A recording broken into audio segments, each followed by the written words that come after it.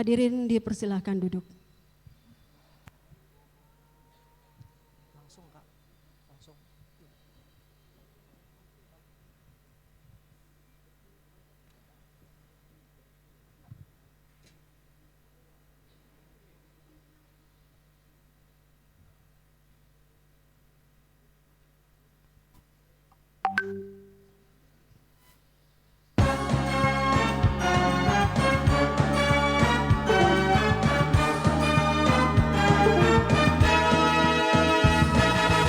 Dari Aula Kampus Universitas Muhammadiyah Kupang, inilah Gerakan Cerdas Memilih Radio Republik Indonesia Kupang bersama presenter Christine Gegung dan Ishak Octavian.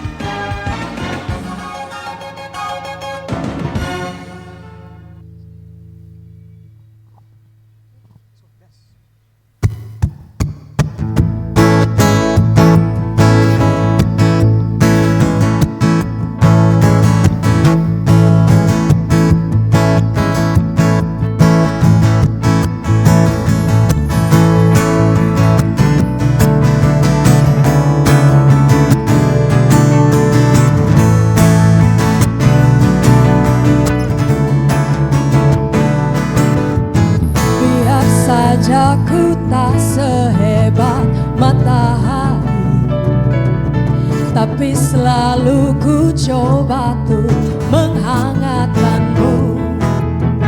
Biar saja ku tak setegar batu karang, tapi selalu ku coba tuh melindungimu.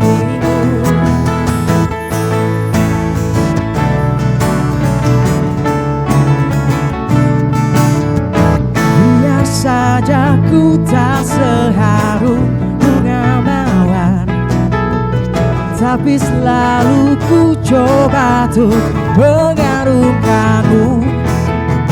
Biar saja ku tak seelok langit sore, tapi selalu ku coba tuh mengindahkanmu.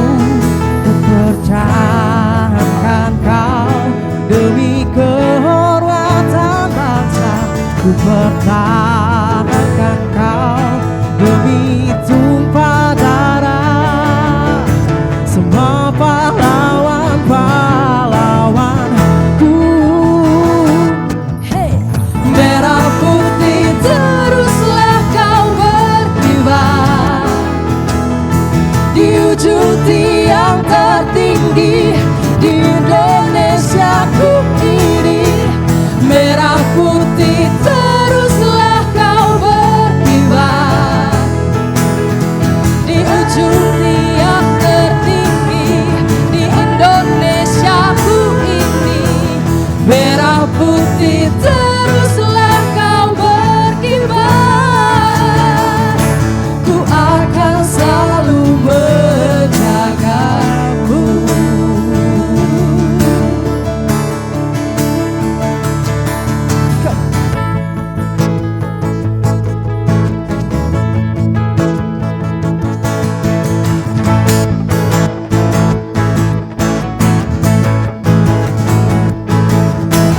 Biar saja ku tak seharum bunga mawar, tapi selalu ku coba tuh mengharumkanmu. Biar saja ku tak seelok langit sore, tapi selalu ku coba tuh mengindahkanmu.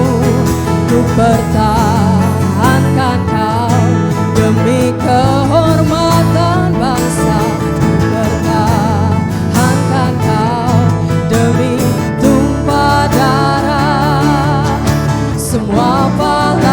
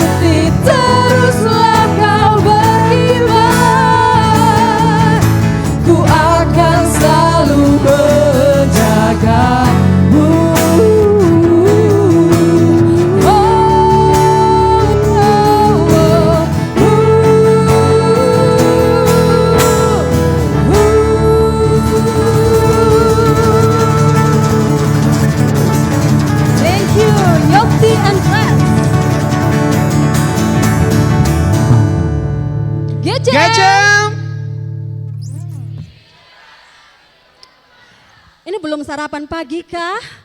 Kita mulai lagi ya, Kita sekali lagi ya. GCM. Masih kurang. Anak muda itu semangatnya harus lebih daripada kakak Ishak ya. Apalagi masih pagi ya. Masih Jadi pagi. energinya masih full nih. Kita coba. Iya, kita coba sekali lagi ya. GCM. GCM. Luar biasa ya. Selamat pagi. Sekali lagi selamat pagi. Assalamualaikum warahmatullahi wabarakatuh. Shalom. Om Swastiastu. Salve. Namo Buddhaya.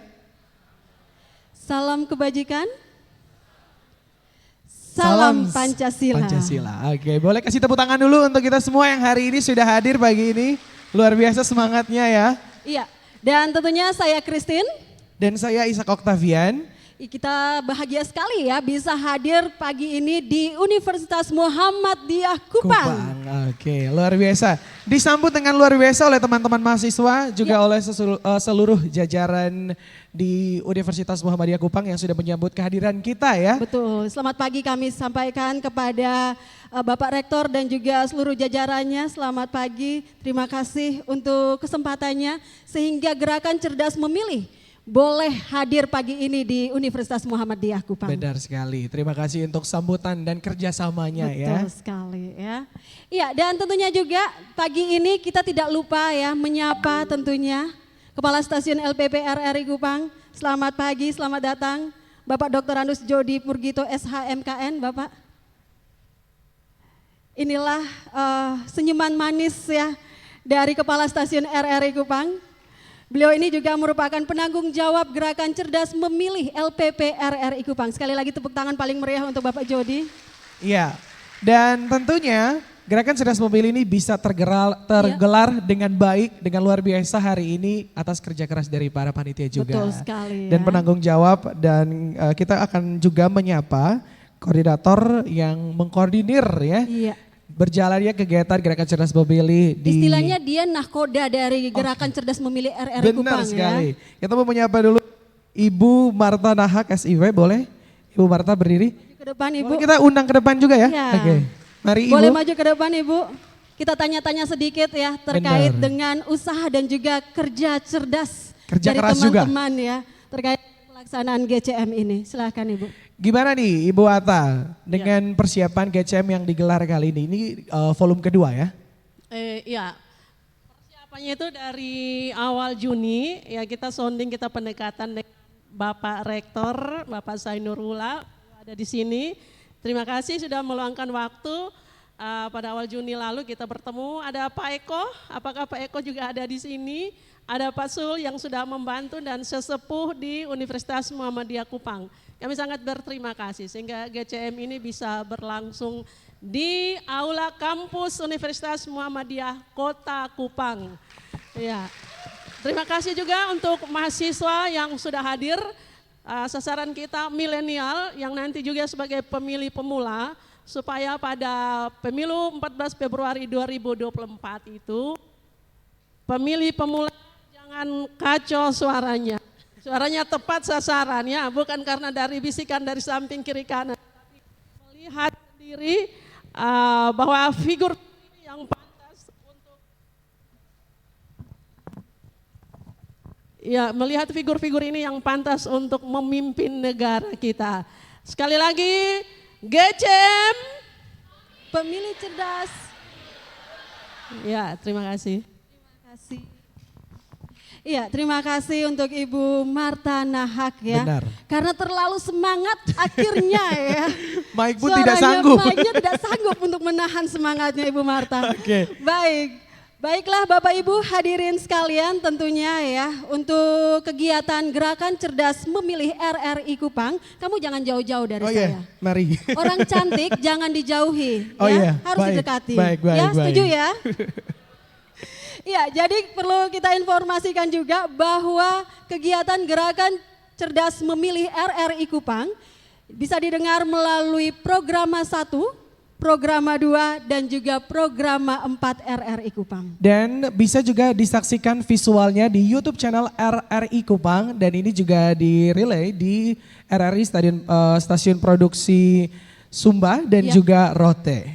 Baiklah. Dan tentunya juga kalau misalnya Bapak Ibu ya adik-adik semuanya, kawan-kawan maksudnya ya, menyaksikan penampilan kami pagi ini. Ya, Yang paripurna ya. Paripurna ya. Tentunya untuk busana yang kami kenakan pagi ini disponsori oleh Padu Padan Tenun. By Mas Erwin Yuan. Iya, Erwin Yuan. Kalau mau pesan, mau ini ya, mau pakai Padu Iya, Padan Tenun benar. boleh langsung datang ke Mas Erwin Yuan.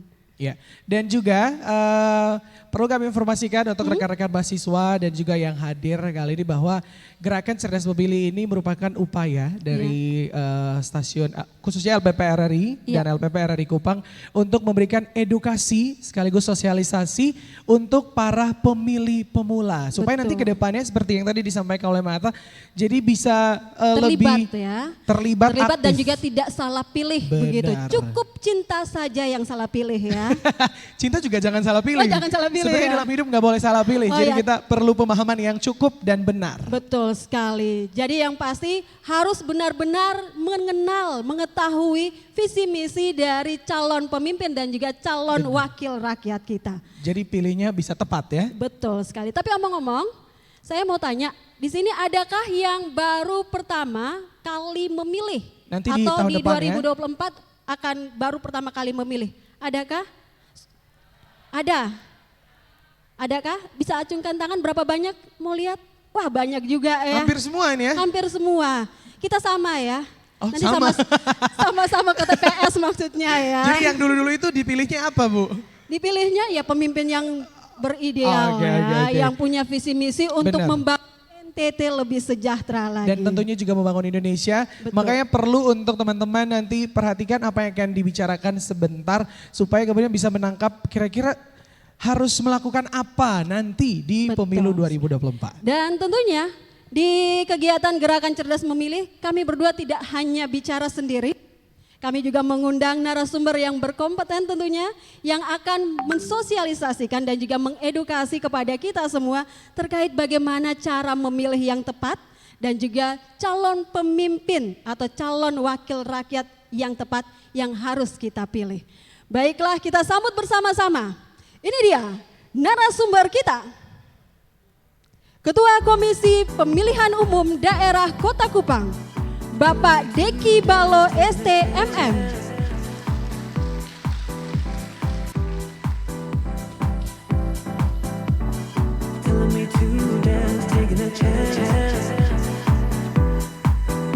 Silahkan Pak.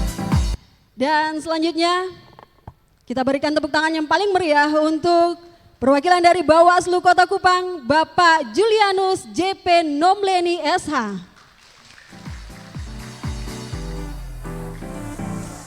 Mari silakan Bapak. Oke. Dan kita sambut narasumber kita yang ketiga, Rektor Universitas Muhammadiyah Kupang, Profesor Dr. Zainur Bula MSI. Mari Bapak silakan. Dan narasumber kita yang keempat, Ketua Komisi Informasi Provinsi Nusa Tenggara Timur, Agustinus Lede Boleh Baja.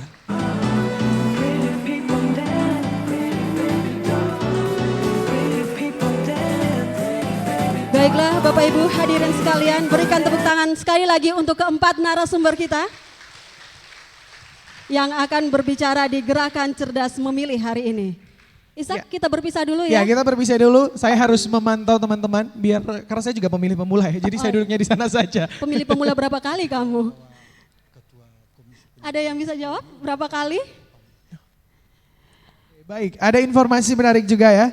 Rekan-rekan kalau Ketua Komisi Informasi Provinsi NTT ini Bapak Agustinus merupakan alumni Universitas Muhammadiyah Kupang. Kasih tepuk tangannya dulu.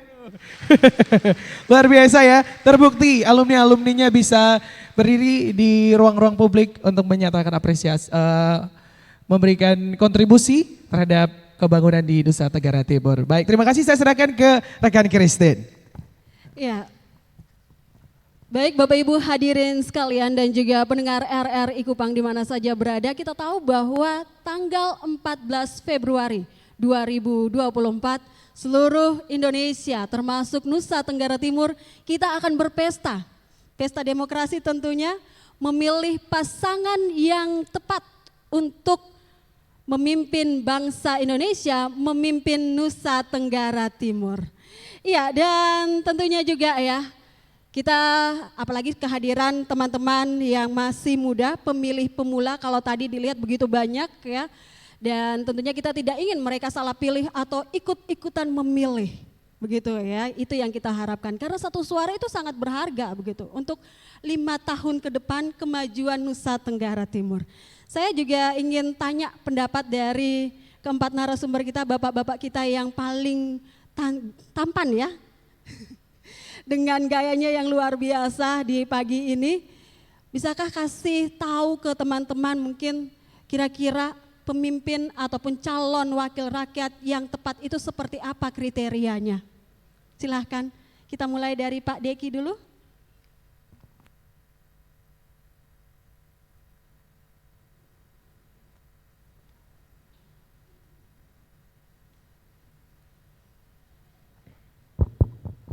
Ya, baik, terima kasih. Dalam pemilihan umum untuk memilih calon yang tentunya sesuai dengan kehendak daripada masyarakat atau pemilih itu sendiri, tentunya harus kita pelajari. Tadi yang sudah disampaikan bahwa harus diketahui rekam jejak daripada calon tersebut. Itu yang paling utama daripada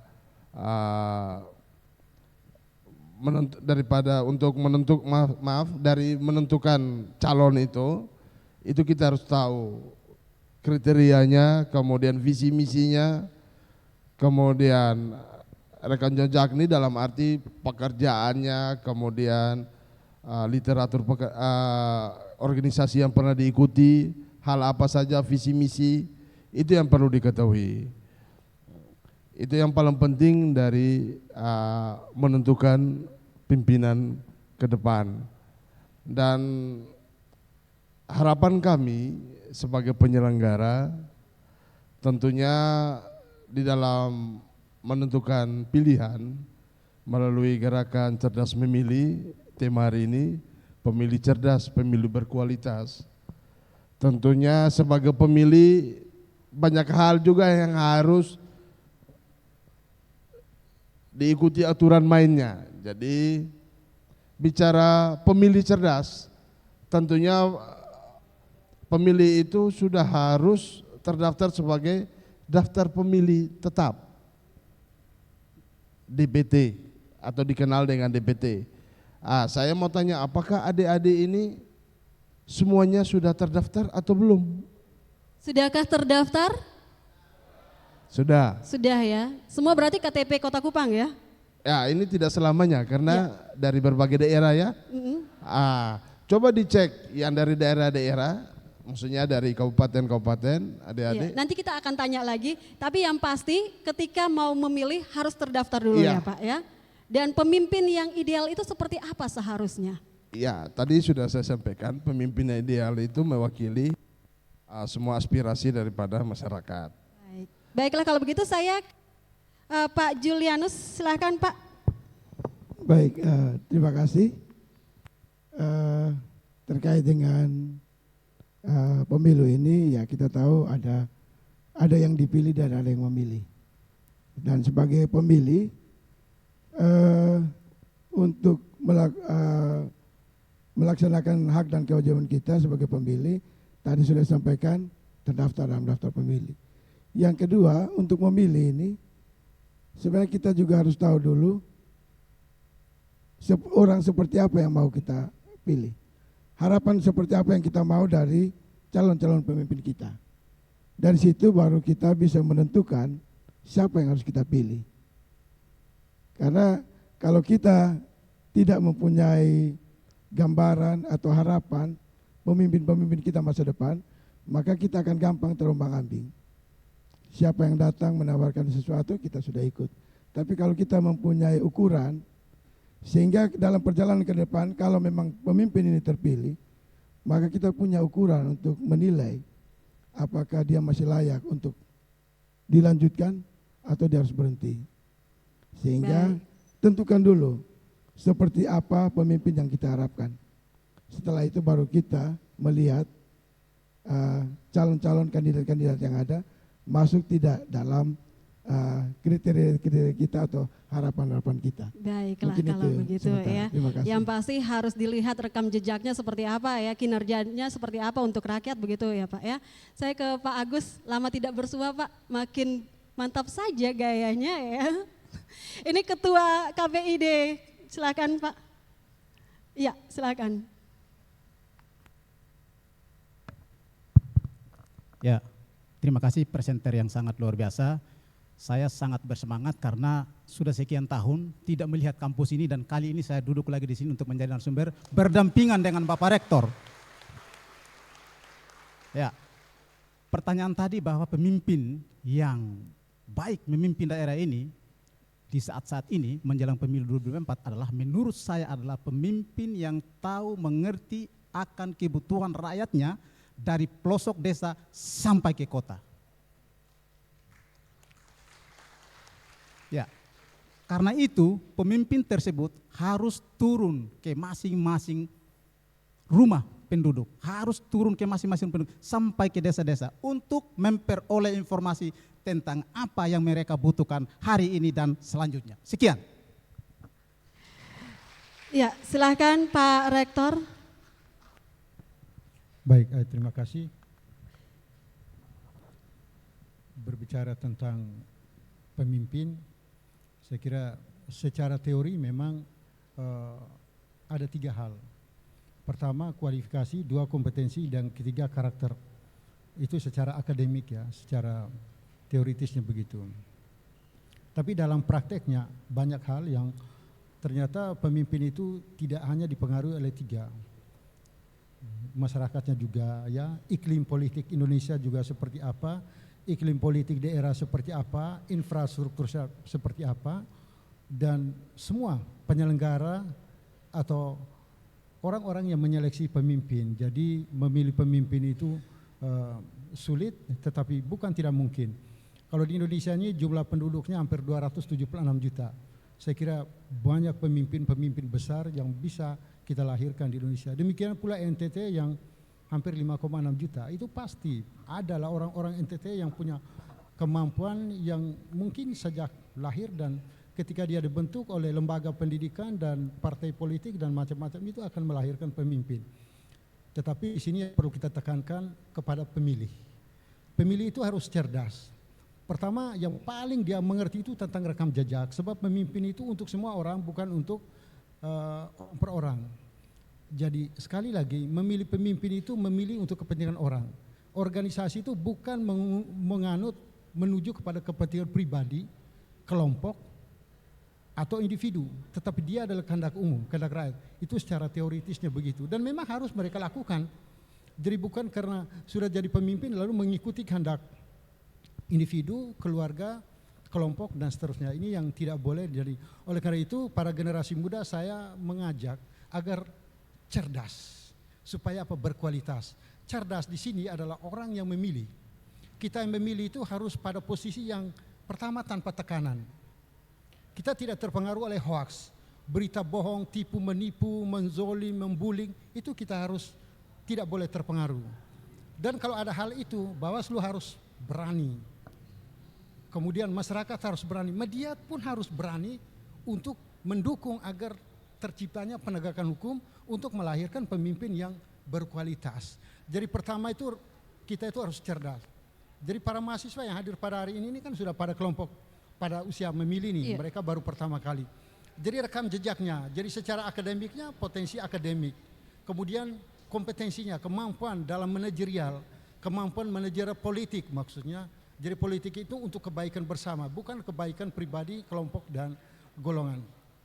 Sekali lagi, jangan terpengaruh oleh provokasi atau anasir-anasir yang merusak gerakan pemilih cerdas. Dan saya tahu para mahasiswa kita sekarang jauh lebih hebat dan mereka tidak akan terprovokasi oleh berita atau anasir-anasir yang membelokkan keinginan dan hasrat daripada kaum milenial ini untuk memilih pemimpin. Jadi mereka sudah punya rekam jejak.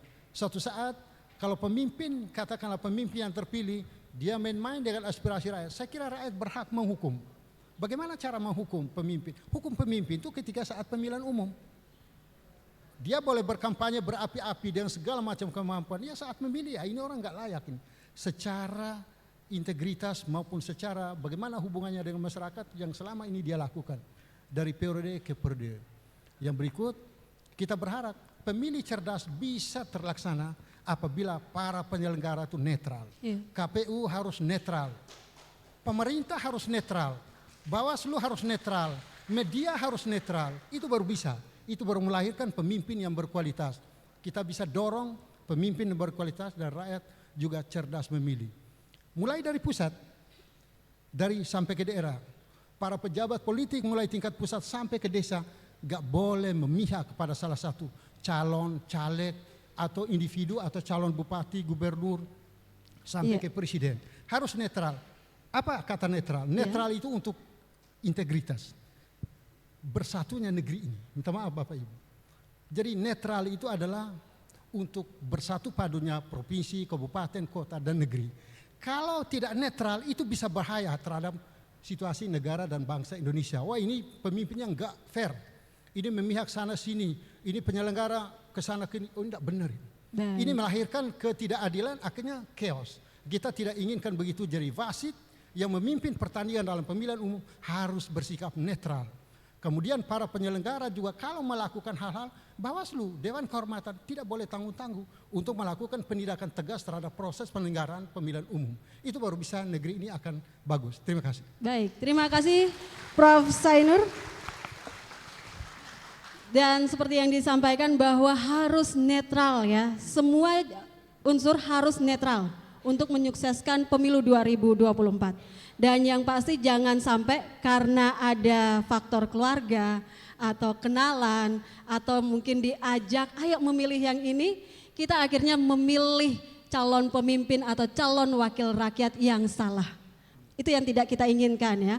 Oleh karena itu pagi ini Gerakan Cerdas Memilih dihadirkan untuk kita bersama-sama belajar bagaimana caranya untuk memimpin ataupun untuk memilih maksudnya ya, untuk memilih pemimpin ataupun wakil rakyat yang tepat sehingga kita tidak membuat negara ini lebih kacau lagi. Dan yang pasti persatuan dan kesatuan harus tetap dijaga begitu ya. Ya saya ke Pak Deki. Pak Deki, sudahkah dilakukan sosialisasi kepada masyarakat terkait dengan tahapan-tahapan untuk pelaksanaan pemilu 2024 ini? Dan saat ini sudah sampai di mana Pak? Baik, kami dari KPU, khususnya KPU Kota Kupang. Jadi KPU ini bukan KPU daerah ya, KPU Kota Kupang. Iya. Karena lembaganya hierarki itu adalah Komisi Pemilihan Umum tidak berjenjang. Sosialisasi yang sudah kami lakukan yaitu tentang tahapan, kemudian pemilihan sudah kami jalankan ke para pemilih pemula, kemudian segmen-segmen yang lain sudah kami laksanakan. Dan tahapan sekarang ini pada tahapan kemarin sudah dilaksanakan pendaftaran calon legislatif dan sedang berjalan proses verifikasi administrasinya. Kemudian untuk daftar pemilih tetap sudah sampai pada penetapan daftar pemilih tetap di tingkat kabupaten kota sudah selesai. Dan akan dilanjutkan tingkat provinsi dan selanjutnya yang terakhirnya tingkat pusat. Informasi saja bahwa jumlah pemilih khususnya untuk Kota Kupang sekarang itu totalnya 320.659 pemilih. Dari perbandingannya dengan 5 tahun lalu itu adalah 252.128. Tentunya ini ada kenaikan sekitar 70-an ribu lebih pemilih selama 5 tahun. Jadi tentunya ini merupakan suatu kemajuan dalam berdemokrasi di negara ini, khususnya di Kota Kupang, tingkat pemilih yang meningkat. Nah, dari jumlah itu sekitar 10% lebihnya itu diisi oleh pemilih pemula dari total itu. Jadi kalau bicara tentang pemilih cerdas, pemilu berkualitas, tentunya kita lihat dari yang paling dasarnya dulu, yaitu tentang pemilih pemula. Pemilih pemula itu kategorinya itu 17 sampai 21 tahun. Jadi seperti adik-adik mahasiswa ini masih dianggap klaster pemilih pemula karena berumur 17 sampai 21 tahun. Kenapa dianggap pemilih pemula? Karena ada yang baru pernah mengikuti pemilu, ada juga yang sudah di antara range umur itu 17 sampai 21 tahun. Nah, pemilih pemula ini kenapa harus cerdas? Saya langsung jelaskan saja kenapa harus cerdas. Tadi beberapa faktor sudah disampaikan oleh Bawaslu dari Komisi Informasi dan Pak Rektor. Tentunya yang saya perlu tambahkan lagi satu itu tentang bagaimana yang biasa kita dengar itu namanya money politik di pemilih pemula. Ini suatu tren yang sebenarnya melawan aturan, dalam hal ini undang-undang pemilu, tetapi fenomena ini lazim terjadi di masyarakat. Artinya masyarakat masih tanda kutip bisa menerima fenomena ini. Nah, adik-adik perlu tahu namanya cerdas dan berkualitas dalam pemilih pemula harus menolak yang namanya money politik. Money politik itu merupakan suatu itu pengkhianatan demokrasi. Money politik itu. Kemudian itu juga melecehkan adik-adik sebagai pemilih atau masyarakat sebagai pemilih. Yang namanya money politik itu. Jadi pada kesempatan hari ini saya minta untuk hindari yang namanya money politik. Kemudian untuk pemilih pemula ini dalam berpolitik tentunya belum matang secara politik. Masih banyak dipengaruhi oleh faktor eksternal dan internal. Internal itu dalam diskusi terbatas, misalnya orang tua, keluarga. Eksternal itu di kelompok luar ya, mungkin seperti kalau di dunia kampus ya, kelompok-kelompok di dalam kampus mendengar cerita si A, si B, akhirnya terbawa. Nah, bahwa pemilih cerdas dan berkualitas ini, tentunya pemilih pemula ini bisa membawa menjadi pemilih yang rasional. Jadi dari tidak matangnya politik bisa dibawa ke yang lebih rasional. Nah, itu butuh pendidikan politik. Nah, siapa yang bertanggung jawab terhadap pendidikan politik? Semua bagian dalam pemerintahan ini harus bertanggung jawab. Dan peserta pemilu, baik partai politik, pemerintah, KPU, dunia kampus dan seterusnya. Tentang pendidikan politik untuk pemilih. Saya rasa ini masih sangat terbatas. Jadi kalau mau pemilih cerdas, tolong baca-baca informasi tentang pemilu. Jadi apa yang dibahas, dibicarakan, bisa tahu tren daripada pemilihan itu seperti apa, itu harus diketahui.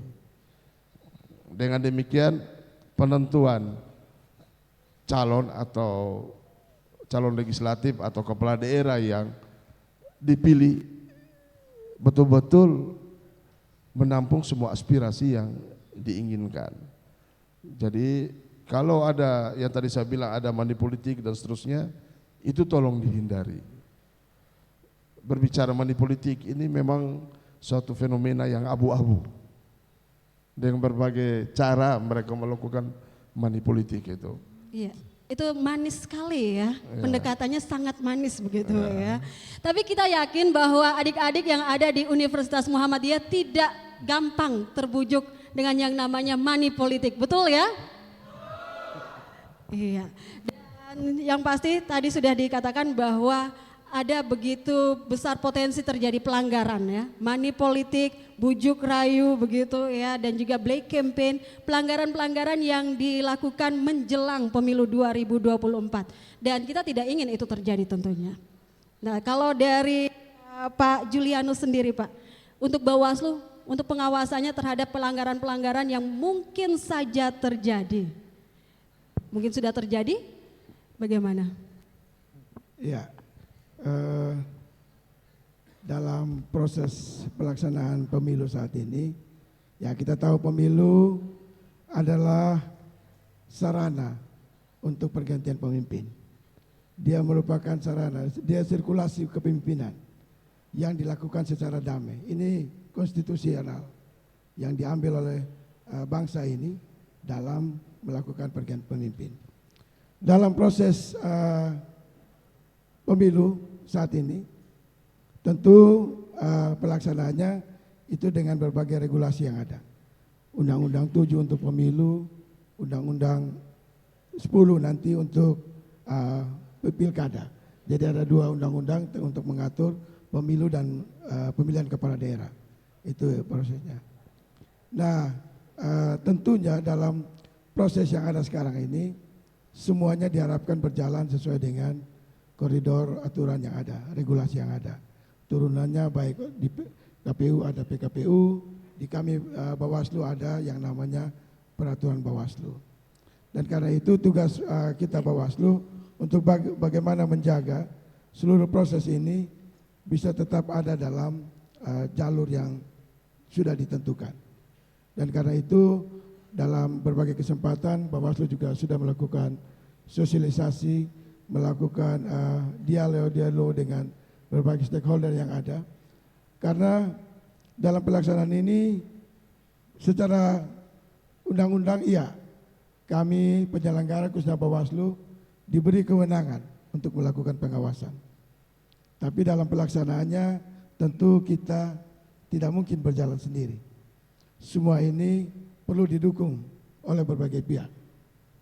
Sebagai penyelenggara kami KPU dan DKPP, pemerintah, aparat keamanan, pers, lembaga-lembaga pendidikan, kampus, ini dalam peran kita masing-masing, tentu kita harus ada dalam porsi untuk bagaimana mengawal segala proses ini. Tidak semuanya harus menjadi pengawas, tapi paling tidak kita juga mengetahui hak dan kewajiban kita dalam seluruh proses ini, sehingga kita bisa menggunakan hak ini dengan baik.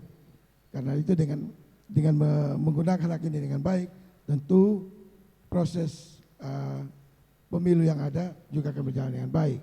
Karena itu saya kira terkait dengan pemilu yang berkualitas, pemilu yang cerdas ini, tentu untuk mendapatkan itu ada beberapa hal yang harus kita perhatikan. Satu, mungkin tadi sudah disampaikan, tentu penyelenggara yang baik. Kami, Bawaslu, KPU. Peserta pemilu yang baik. Partai politik, calon perseorangan, calon presiden, wakil presiden, dan tim kampanyenya. Ini tentu juga harus baik. Yang berikut regulasi yang baik. Kita sudah punya aturan. Turunannya PKPU dan Bawaslu kita sudah ada. Yang berikut, yang keempat ini, pemilih yang cerdas.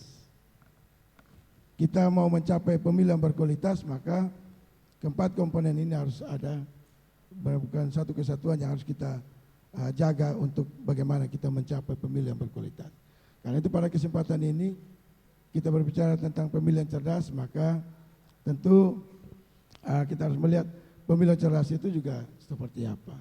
Definisinya memang juga masih ini, tapi paling tidak kita melihat pemilih yang cerdas itu ya paling tidak pertama pemilih yang tadi sudah disampaikan masuk dalam daftar pemilih. Bagaimana kita harus ikut memilih kalau kita tidak pernah masuk dalam daftar pemilih? Yang berikut juga pemilih yang cerdas ini juga pemilu yang mengikuti nurani, pemilih yang kritis. Dia juga melihat calon-calon yang ada, dia juga bisa belajar calon-calon ini siapa yang harus dipilih. Tidak asal memilih karena pengaruh tadi mungkin politik uang atau ada tekanan-tekanan dan sebagainya. Baik, baik. Ya. Dan kalau berbicara menyinggung tentang politik uang juga atau berita hoax dan sebagainya, ini juga pemilih yang cerdas ini juga kalau mencari berita, sumber berita itu carilah di sumber-sumber berita yang terpercaya. Ya. Jangan semua berita yang datang itu tidak disortir dan sebagainya, itu terus langsung diteruskan, langsung diperbincangkan segala macam, tapi cobalah lihat berita sumber-sumber berita yang terpercaya. Kita dengan media sosial yang ada, dengan apa yang ada ini, tentu gampang sekali kita mencari informasi. Tapi mohon ini juga diseleksi dengan baik, sehingga kita tidak terjebak dengan isu-isu yang negatif, berita-berita yang negatif, dan juga hal-hal yang berpotensi merusak proses pemilu yang ada. Dan tentunya kita perlu mencegah ya, siapapun yang ingin merusak pemilu 2024 ini. Nanti kita akan tanya apakah sudah ada pelanggaran. Tadi dikatakan oleh Pak Deki bahwa sudah masuk dalam tahapan pendaftaran begitu ya Pak ya. Nanti kita akan tanya terkait dengan apakah sudah ada pelanggaran yang dilakukan yang ditemui oleh Bawaslu Kota Kupang. Tapi setelah kita saksikan dulu ya. Yang mau lewat Ishak? Saya yang mau lewat Ibu. Oke, tapi boleh minta semangatnya teman-teman Universitas Muhammadiyah Kupang dulu. Gecem! Sekali lagi boleh ya, Gecem! Oke, biar teman-teman makin semangat dan antusias, Ishak punya satu tampilan spesial yang akan menghibur kalian. Langsung aja kita kasih tepuk tangan yang meriah untuk TFP Dance.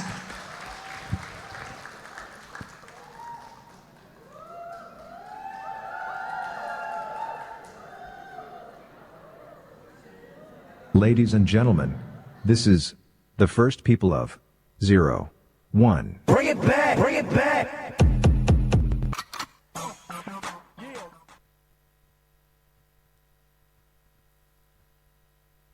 Ladies and gentlemen, this is the first people of 0, 1. Bring it back, bring it back. Yeah, what time is your boy Coast? DJ Check the beat like me, bounce your body like this. Put by yourself, don't it, beat.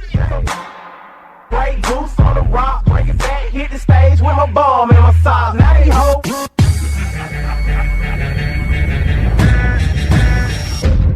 Now bring it back, bring it back, bring it back. Back, bring it down.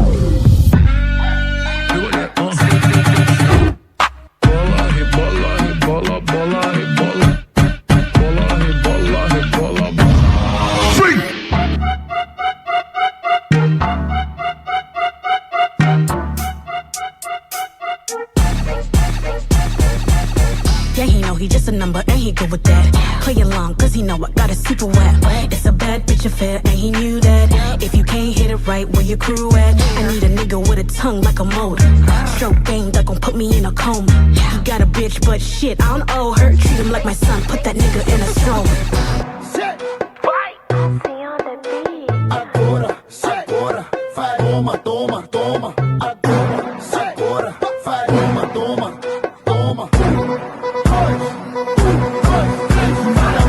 Mata bandida, olha a menina. Mata bandida, olha a menina. Feel the beat, watch her dance now. Strong the silence you crowd now. Move left, move right now. Do step all night now.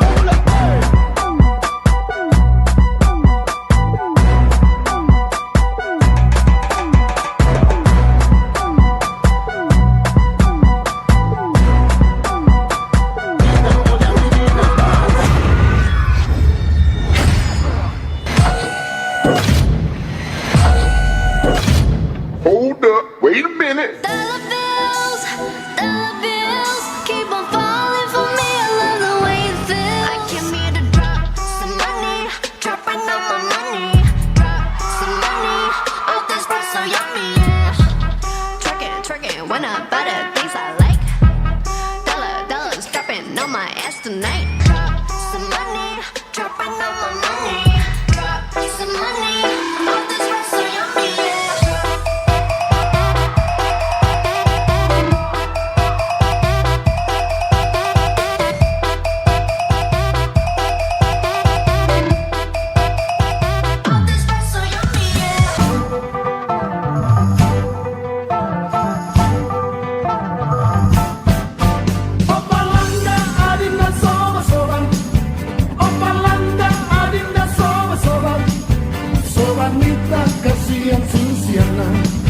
Sobat sayang terlalu Susiana, lu lembek terlalu susi mata, setanggung lembe mambo susah hati.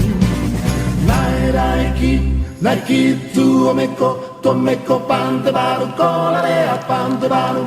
Dai lena seli tada di lena seli. Dai nasafali tada di nasafali. Tepuk tangannya dulu sekali lagi untuk TFP Dance. Luar biasa. Ini semuanya saya akan langsung terbakar dengan semangatnya teman-teman TFP Dance ya. Saya juga sebenarnya bisa dance seperti itu, cuman dulu ya.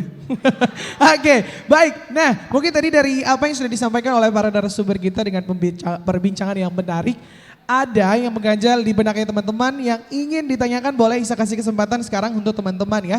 Yang mau bertanya boleh nanti angkat tangan, lalu sebut namanya, fakultasnya, semester dan pertanyaannya diajukan ke narasumber yang mana dan pertanyaannya apa. Oke, oh sudah ada. Gerakan cepat sekali ya, gercep ini. Oke, baik. Kita kasih kesempatan yang ini terlebih dahulu ya. Oke, boleh. Baik, terima kasih untuk MC. Perkenalkan nama saya Rundi Rani Nawasa.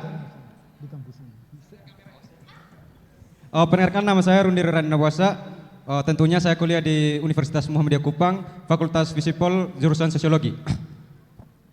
Saya sekarang semester 4. Pertanyaannya untuk Pak Ketua KPU, saya mau bertanya mengenai rapat cermatnya KPU dalam menentukan calon pemimpin yang berdasarkan trik rekor mereka. Terima kasih. Bagaimana? Cukup jelas? Jadi pertanyaannya seberapa cepat bisa menemukan ya? Seberapa cermatnya? Oh cermat. Ya. Seberapa cermat mahasiswa? KPU menentukan calon pemimpin yang rekrut, yang menentukan berdasarkan track record mereka. Iya, jadi seberapa cermat ya para pemilih pemula ini bisa menentukan calon pemimpin yang ideal berdasarkan track recordnya. Sudah ya, ini seperti ujian ya. Ya silakan, ada lagi penanya selanjutnya. Oke, satu lagi kita ke, ini tadi sudah yang cowok, kita ke yang cewek ya. Oke. Boleh berdiri? Jadi baik, perkenalkan nama saya Nia Jabole. Saya berkuliah di Universitas Muhammadiyah, Fakultas Ilmu Sosial dan Ilmu Politik, Prodi Sosiologi. Pertanyaan saya untuk Bapak Ketua Bawaslu. Dari sudut pandang Ketua Bawaslu, bagaimana melatih seorang pemimpin? Dan apakah menguasai public speaking sudah cukup atau perlu bergabung di organisasi? Sekian dan terima kasih. Ya, bagaimana? Kita batasi 2 dulu ya. Oke. Nanti akan kita buka lagi untuk sesi tanya jawabnya. Silahkan dijawab yang pertama tadi dari Pak Deki. Silahkan nanti bisa ditambahkan ya oleh ketiga narasumber kita. Silahkan Pak. Mungkin langsung dijawab yang penanya pertama dan kedua. Baik, jadi pertanyaannya secara umum gambarannya bagaimana bisa mengetahui track record dari pemimpin yang diusulkan gitu ya. Ya, bicara track record ini tentunya sebagai pemilih itu harus menggali informasi secara mandiri. Jadi seseorang diutus atau dicalonkan dari partai itu merupakan kewenangan partai yang menentukan calon-calon yang mau diusulkan. Nah, calon-calon yang diusulkan itu pemilih langsung melihat saja. Si A, si B sampai si Z misalnya. Itu latar belakangnya seperti apa, rekam jejaknya. Orang ini seperti apa. Jadi KPU tidak mengurus sampai harus memberitahu bahwa si A ini adalah dia bekerjanya sebagai ini. Itu tidak. Jadi KPU hanya menerima CV tetapi itu tidak dipublikasikan. Yang hanya dipublikasikan oleh KPU itu apakah calon itu adalah narapidana atau tidak, masa hukumannya lebih dari 5 tahun atau tidak. Itu yang perlu diketahui oleh publik. Tetapi hal lain dari itu menjadi konsumsi daripada partai pengusul. Ini untuk calon legislatif ya, saya bicara calon legislatif. Jadi itu masyarakat setelah ditetapkan calon itu menjadi calon tetap atau DCT, daftar calon tetap dari tiap partai, silakan pemilih dalam hal ini bisa memfilter calon-calon itu. Jadi kami dari penyelenggara tentunya tidak bisa mengarahkan bahwa si A punya potensi karena pengalaman di perusahaan sekian tahun atau di organisasi politik sekian tahun membuat nanti dia sangat kompeten kalau duduk di itu namanya tidak netral lagi ya. Ya.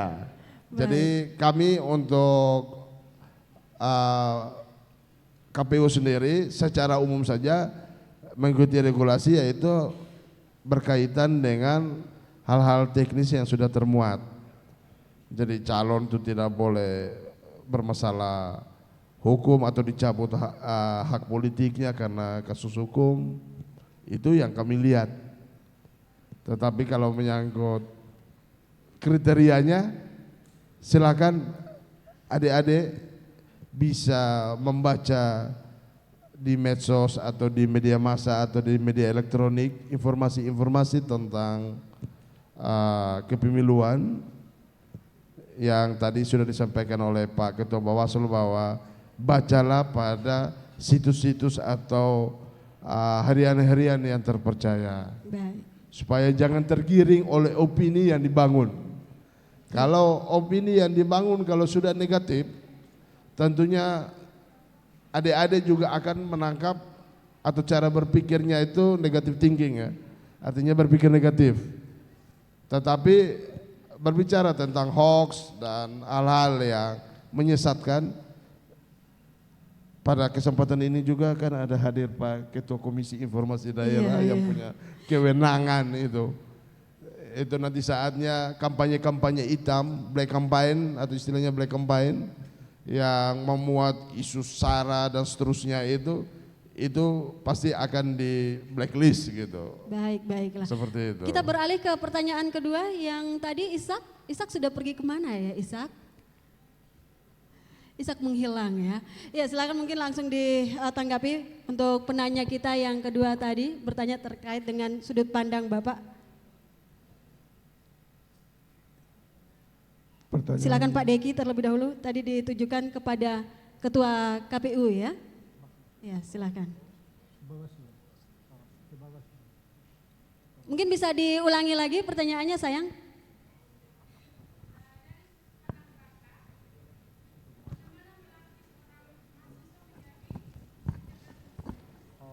Oke, bagaimana? Ini sebenarnya sama saja ya, bagaimana agar mereka, para mahasiswa itu bisa menjadi pemilih yang cerdas.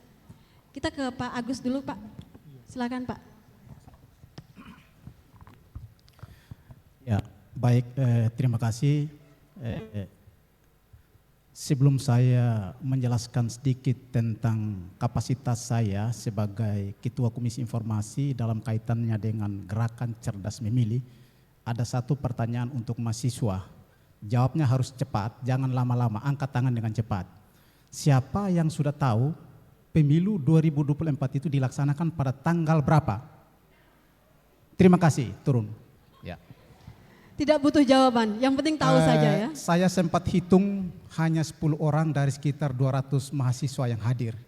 Itu artinya apa? Bahwa adik-adik mahasiswa sebagai pemilih pemula belum tahu betul tentang tahapan-tahapan pemilihan umum tahun 2024.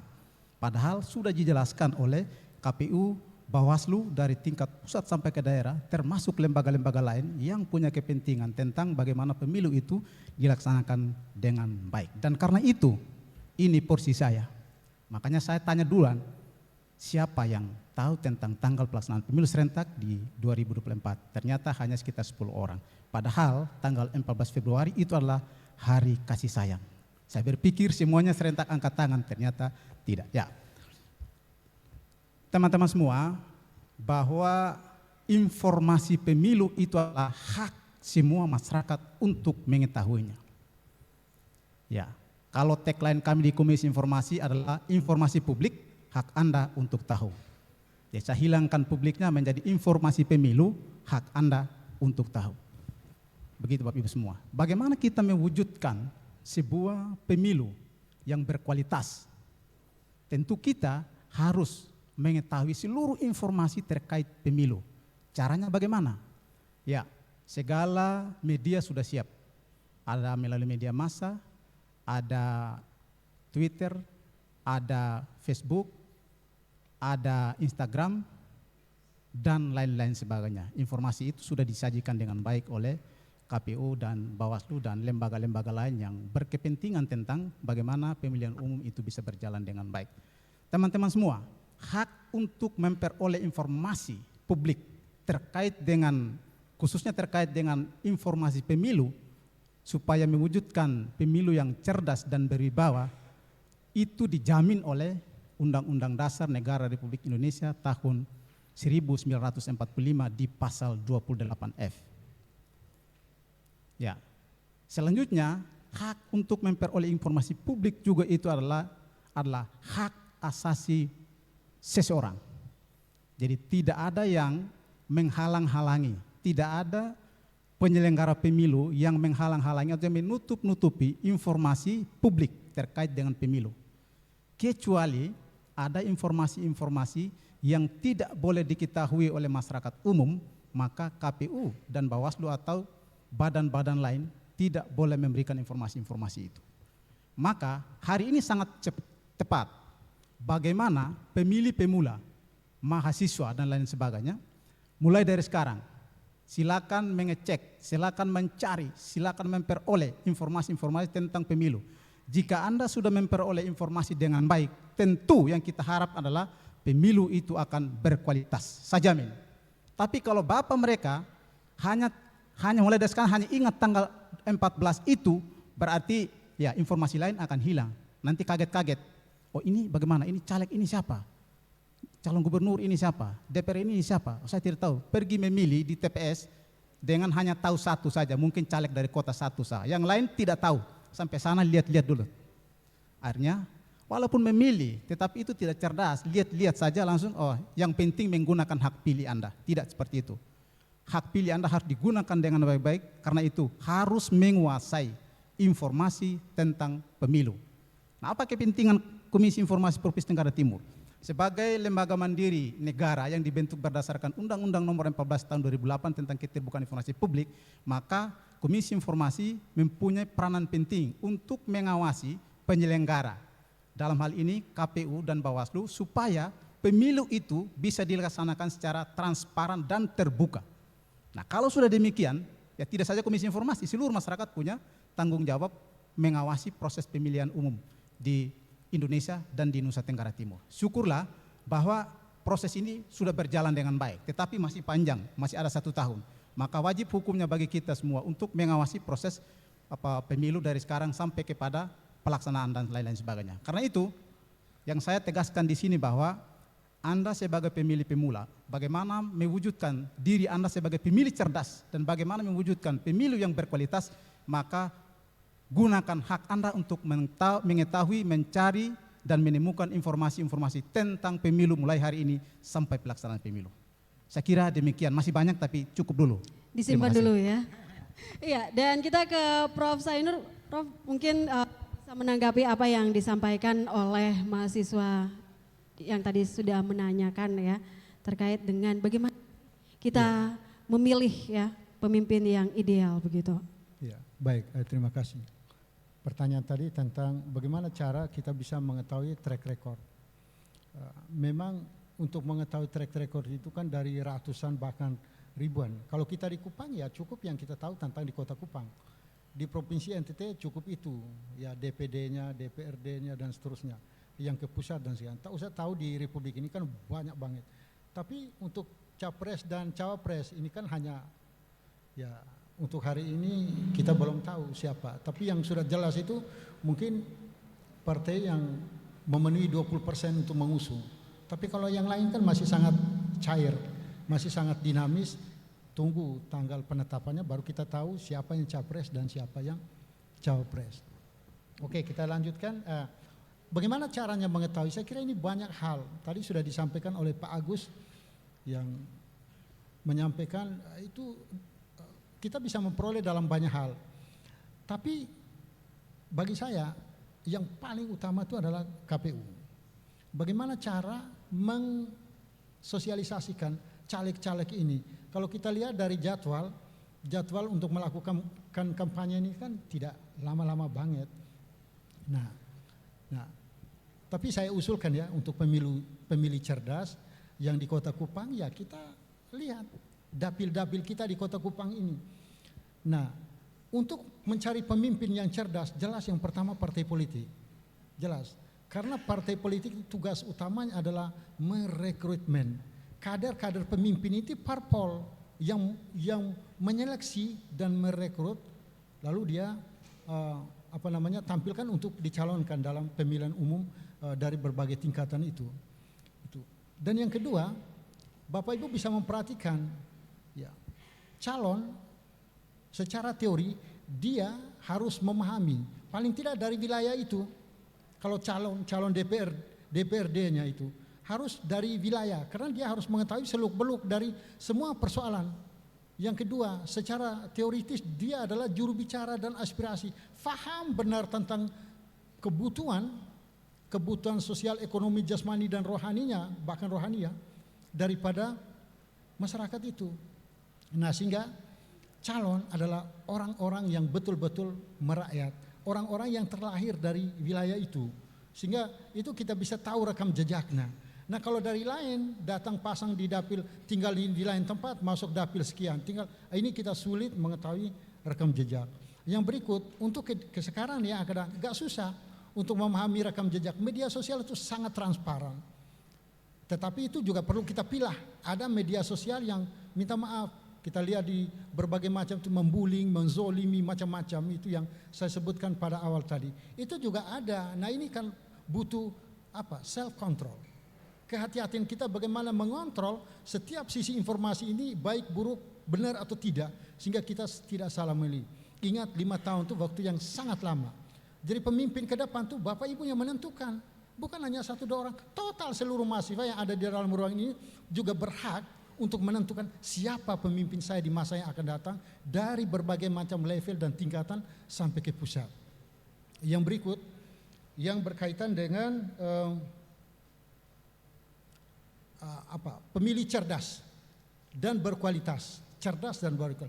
Kualitas ditentukan oleh yang saya sebut pada awal tadi, yang paling utama adalah KPU, pemerintah. Ya, pemerintah mulai pusat sampai ke tingkat desa. Ini harus netral. Jadi wasit yang jujur, adil, transparan sebagaimana Pak Agus sampaikan. Harus transparan dalam hal apapun. Dalam olahraga juga begitu. Sekarang Liga Indonesia, Bapak Ibu coba perhatikan. Ini lagi diusut pengaturan skor. Saya kira kita tirulah cara-cara kerja seperti itu untuk menghasilkan pemimpin yang hebat, junjung tinggi sebagaimana di olahraga, sportivitas. Kita berani bertanding, siap terima kalah dan menang. Rakyat yang melakukan seleksi, rakyat yang memilih, rakyat yang melakukan seleksi. Jadi kalau dia tidak berkualitas, dia tidak hebat, punya rekam jejak, saya kira rakyat berhak untuk menyeleksi siapa pemimpin yang terbaik. Tapi sekali lagi, kuncinya pemilu cerdas, pemilu berkualitas adalah penegakan hukum tanpa memandang bulu siapapun, apapun jabatan, siapapun orangnya, siapapun partai politiknya. Itu harus dilakukan. Kalau penegakan hukum, diskriminasi dan apa yang macam-macam itu nggak bisa. Kita tidak bakal melahirkan dan akan apa? Disandra, minta maaf Bapak Ibu. Pemimpin yang terlahir dengan cara-cara prosedur yang tidak fair akan melahirkan tersandra. Orang itu ketika memimpin akan dicari-cari terus. Ini yang kita menghindarkan di Republik ini. Alhamdulillah sudah berjalan sekian tahun. Presiden dari waktu ke waktu, pejabat politik dari waktu ke waktu sudah bagus. Jadi tidak disandra. Kita harapkan ke depan juga begitu. Sama seperti yang lalu, tidak disandra dengan macam-macam. Di sini yang tidak boleh disandra itu adalah penegakan hukum. Tuh. Tidak boleh main-main ya dengan penyelenggaraan pemilu. Semuanya harus dilakukan. Saya kira kalau itu sudah dilakukan rakyat akan senang, happy ending semuanya akan kita senang memilih pemimpin kita. Iya. Dan tentunya saya kira berakhir dengan bahagia juga ya. Iya, di Republik ini saya kira banyaklah orangnya dan sebagaimana Bapak Ibu ketahui, gak susah. Tapi sekali cerdas, jangan terpengaruh dengan money politik, dengan hasutan, juga jangan dengan tekanan-tekanan percayalah Anda adalah seorang yang super, seorang yang hebat, mampu menentukan nasib bangsa ini. Terima kasih. Terima kasih. Dan kalau mendengar apa yang disampaikan oleh keempat narasumber kita, ini sepertinya permasalahan yang klasik ya, yang selalu kita hadapi menjelang pemilu. Gitu. Apalagi pemilu 2024 ini, tengah media sosial yang begitu gencar ya, informasi-informasi, tidak kemungkinan bahwa akan ada isu yang menjatuhkan ya satu calon dengan calon yang lain. Nah ini kita tanya lagi nih Pak, tadi kan sempat sempat gantung dulu pertanyaannya. Gitu. Kita lanjut lagi terkait dengan upaya dari Bawaslu terkait dengan pelanggaran yang mungkin saja terjadi menjelang pemilu 2024. Dan apakah sudah ditemui adanya pelanggaran yang dilakukan karena sudah masuk dalam tahapan pendaftaran begitu? Iya, baik. Terima kasih. Terkait dengan proses yang ada, tentu Bawaslu ada dalam bagian tugas tanggung jawab sebagai yang mengawasi seluruh tahapan proses yang ada. Dan tentunya juga dengan regulasi yang ada, Undang-Undang 7 tadi dan juga dengan Perbawaslu terkait dengan penanganan pelanggaran, penyelesaian sengketa dan juga pelanggaran administrasi dan seterusnya. Terkait dengan tahapan yang ada, memang saat ini kita masih ada dalam tahapan pendaftaran calon legislatif, DPD, dan juga nanti sebentar lagi mungkin masuk dalam pendaftaran calon presiden, wakil presiden. Dalam proses-proses yang ada ini memang kita masih lebih banyak dengan himbauan dan juga sosialisasi terkait dengan berbagai regulasi yang ada.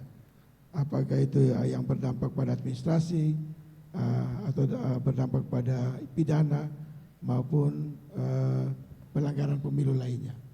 Jadi jenis-jenis pelanggaran itu bagi Bawaslu itu ada 4, itu pelanggaran pidana, pelanggaran administrasi, pelanggaran kode etik, dan pelanggaran undang-undang lainnya. Kalau pidana ini kita akan berproses biasa dengan polisi dan jaksa, kita ada dalam sentra penegakan hukum terpadu. Kemudian pelanggaran administrasi ini kita lebih melihat kepada mekanisme dan tata cara prosedur yang dilakukan khususnya oleh KPU dalam proses tahapan yang berjalan. Dan juga kalau kode etik ini berkaitan dengan kita penyelenggara. Kalau kita penyelenggara melakukan hal-hal yang bertentangan dengan aturan, melanggar etika norma yang ada, maka kami baik KPU maupun Bawaslu itu bisa diadukan ke lembaga yang namanya Dewan Kehormatan Penyelenggara Pemilu, dan kami akan diperiksa di situ. Jika terbukti maka ada sanksi akan dikenakan. Dalam proses tahapan yang ada sekarang ini memang secara garis besar kita belum menemukan pelanggaran-pelanggaran pemilu yang dilakukan. Kita bersama dengan KPU yang lebih banyak kita lakukan itu adalah saran perbaikan. Jadi ketika dalam proses yang ada dilihat bahwa ini tidak sesuai dengan mekanisme aturan yang ada, maka yang kita lakukan adalah memberikan saran perbaikan kepada KPU. Kalau memang itu tidak dilanjuti, maka baru ada penindakan. Jadi memang Bawaslu dalam proses pelaksanaan kerja-kerja sekarang ini kita lebih mengutamakan yang namanya pencegahan. Jadi ada 2 kerja, pencegahan dan penindakan. Tapi yang kita utamakan adalah pencegahan. Jadi kalau kita dihukum, kalau sampai pada penindakan itu biasanya itu dibilang ultimum remedium, upaya terakhir. Ketika segala upaya yang kita lakukan itu tidak ditindaklanjuti, maka senjata terakhir kita adalah penindakan. Dan itu prosesnya bisa sampai ke ranah pidana dan pengadilan. Itu yang kita lakukan oleh Bawaslu. Baik, dan seperti yang disampaikan oleh Pak Julianus ya, sempat disampaikan bahwa tentunya Bawaslu tidak bisa bekerja sendiri untuk mengawasi ya berbagai kemungkinan pelanggaran yang bisa terjadi menjelang pemilu 2024. Butuh tugas kita bersama sehingga kita bisa menciptakan pemilu yang jujur dan juga adil, netral begitu ya, sehingga kita benar mendapatkan pemimpin ataupun calon wakil rakyat yang tepat, yang ideal. Begitu Ishak? Benar sekali. Biar nggak salah pilih nanti di 2024. Dan Christine dan juga rekan-rekan, saat ini Ishak sudah berada dengan Yokti and Friends, salah satu performer kita yang akan menghibur teman-teman. Tapi sebelum Yokti hibur teman-teman, Ishak mau tanya dulu nih. Kita udah bahas banyak tadi tentang pemimpin yang ideal. Dan sendiri nih, menurut Yokti pemimpin yang ideal itu sosoknya harus seperti apa? Oke, pemimpin yang seperti yang ideal itu seperti Yokti. Bercanda ya. Enggak ya, kalau menurut persepsinya Yokti, izin semuanya yang kita lihat adalah tentu terdiri dari beberapa faktor. Salah satunya yang memiliki visi. Visinya harus jelas, tentu harus seirama dengan kebutuhan suatu daerah maupun negara, dengan kebutuhan masyarakat yang ada di daerah itu tersebut. Kemudian yang kedua, pemerintah yang bisa mengambil keputusan. Jika ada dua keputusan, mau terjun ke gunung, terjun ke jurang atau mau naik gunung, kita bisa memilih yang mana yang baik. Tentu kita mengharap yang terbaik yang bisa membawa suatu daerah itu naik menjadi lebih baik lagi. Oke, Itu luar ya. biasa ya. Jadi harus punya visi yang seirama dengan kebutuhan daerahnya. Iya. Tepuk tangan dulu untuk Yokti and Friend. Dan langsung aja kalau gitu Ishak ajak teman-teman untuk saksikan penampilan dari Yokti and Friend. Oke, thank you Kak Ishak. Waduh, izin. Yang tahu lagunya kita nyanyi bareng ya. Izin. Ini lagunya Kakak Pamungkas. Kakak kemarin dia sempat singgah di rumah beta.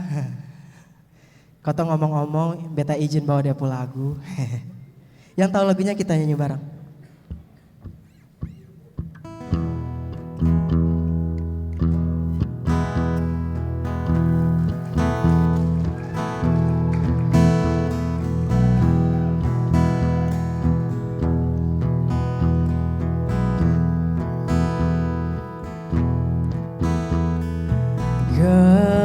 Gelap di dalam tanya, menyembunyikan rahasianya. Letih, kehabisan kata, dan kita pada akhirnya diam. Bunga di bulan sepi jatuh terdampar, tersasar. Yang tahu lagunya kita nyanyi bareng. Wah, kapan alasan masih bersama? Karena terlanjur lama, tapi rasanya yang masih sama. Lebih kencang dong. Seperti sejak pertama jumpa dirimu di kala senja, duduk berdua tanpa suara. Oh wow, thank you Muhammadiyah, kalian semua keren.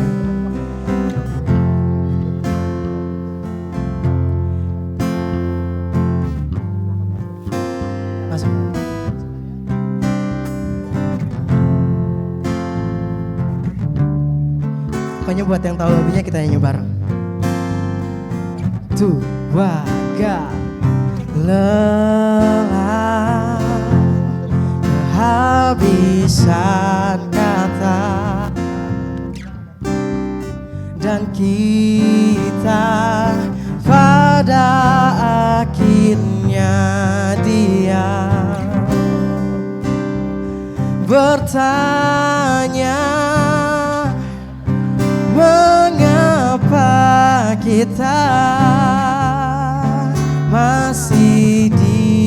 sini tersenyum.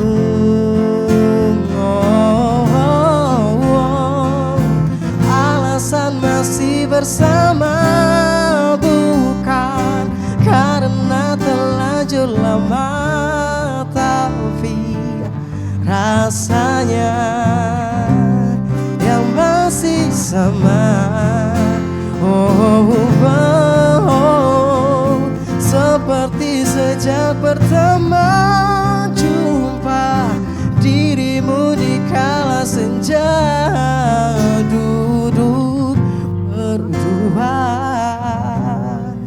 tanpa suara. Thank you banyak, kalian semua keren. Thank you.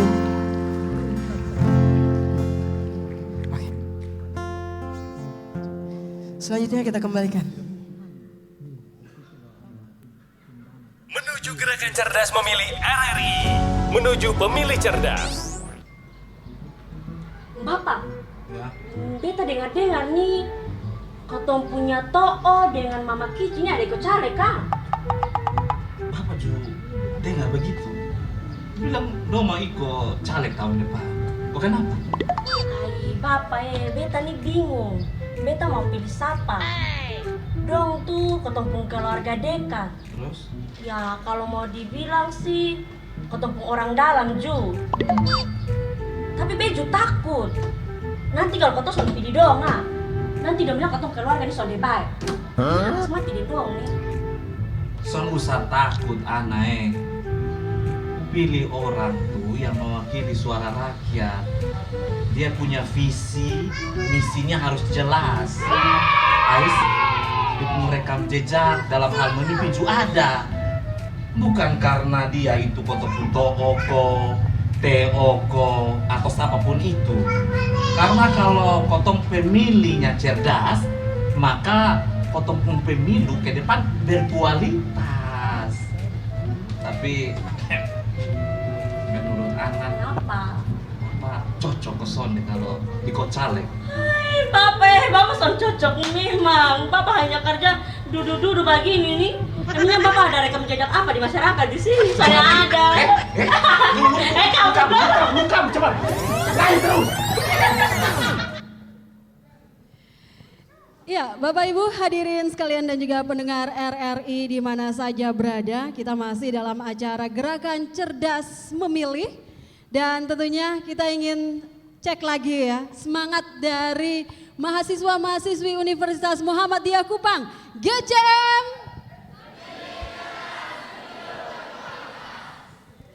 Ya, dan acara ini masih disiarkan secara langsung melalui Programa 1, Programa 2, Programa 4 dan tentunya dapat disaksikan melalui channel YouTube RRI Kupang dan disiarkan juga di relay ya melalui RRI SP Rote dan juga RRI SP Sumba.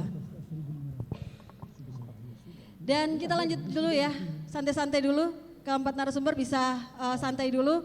Kita bagi-bagi hadiah dulu ke mahasiswa-mahasiswi yang hadir di siang hari ini. Ada hadiah apa sinterklas kita? Oh sinterklas, cocok ya pertanyaan saya Ibu. Teman-teman ada yang mau hadiah? Ada yang mau hadiah? Oke, jadi ini ada hadiah yang menarik dari Platinum Store, pusat handphone, smartphone, laptop, sepeda listrik termurah di Kota Kupang. Jadi teman-teman yang mau cari nanti boleh ke Platinum Store ya. Oke, jadi kita ada 2 pertanyaan, 2 hadiah ya. Oke, ada 2 hadiah untuk teman-teman yang mau menjawab. Nanti boleh yang berdiri dan langsung ke sini paling cepat. Yang pertama ya, kita langsung kasih hadiahnya. Oke, pertanyaan pertama, boleh yang tahu semboyannya RRI? Boleh langsung ke sini ya, yang langsung ke sini lari, boleh lari. Yang sampai duluan ya. Oke, perkenalkan namanya, fakultas semester berapa? Menghadap teman-teman dong. Di sini bro, di sini dong, jangan kembali dong. Oke. Nama saya Dodi Saputra, Fakultas Ekonomi, Program Studi Akuntansi. Semboyan RRI adalah sekali di udara, tetap di udara. Terima kasih. Oke, tepuk tangan dulu. Sini bro, mau dapat hadiahnya enggak? Jangan buru-buru. Oke. Saya undang teman-teman dari Platinum Store untuk menyerahkan ini. Ada 2 paket loh spesial untuk Saputra dari Platinum Store. Mari kakak yang cantik silahkan. Dari Platinum Store dan juga dari Realme. Tepuk tangan dulu dong untuk Platinum Store dan Saputra. Foto-foto boleh ulang sekali lagi, kita ambil gambar ya. Agak lama boleh ya.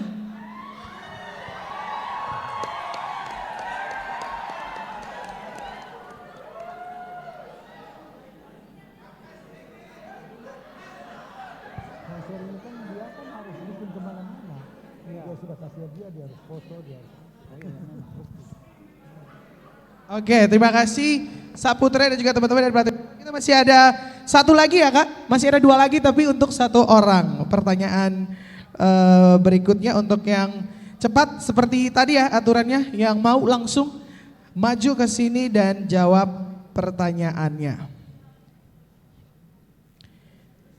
Pertanyaannya adalah, siapa saja yang akan dipilih dalam pemilu 2024 nanti? Boleh langsung ke sini dong Bray. Yang cepat. Oke. Oke, mari. Perkenalkan dulu ya.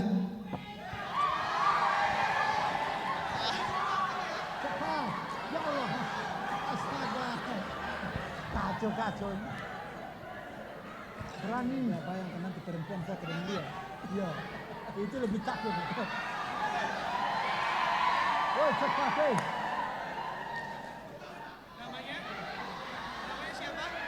Perkenalkan, nama saya Irwan Lukman Solo. Siapa? Lukman Solo. Dari Prodi Akuntansi. Jawabannya, yang akan dipilih nanti di 2024 siapa saja? Dia ini pasti lucu hari-hari. Yang pertama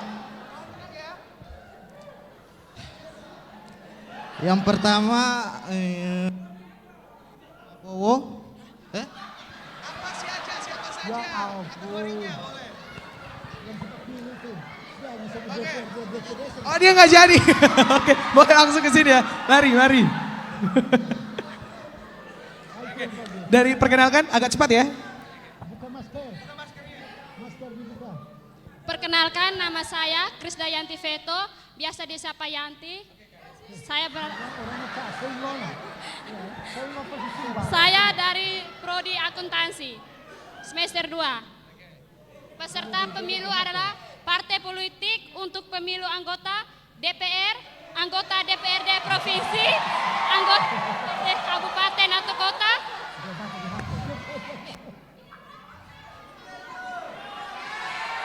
presiden dan wakil presiden, dan anggota DPRD. Sedangkan anggota DPRD ada 2, yaitu anggota DPRD provinsi dan DPRD kabupaten atau kota.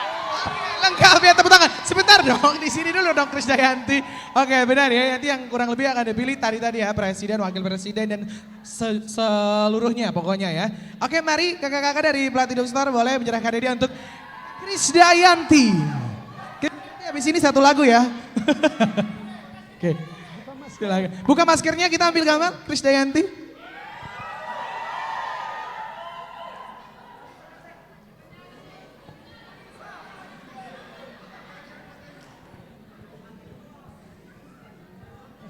Oke, terima kasih untuk Platinum Store dan juga Realme. Oke, kita lanjut. Iya, nanti kalau ada pertanyaan kuis lagi kita di sini juga dilibatkan ya. Siap.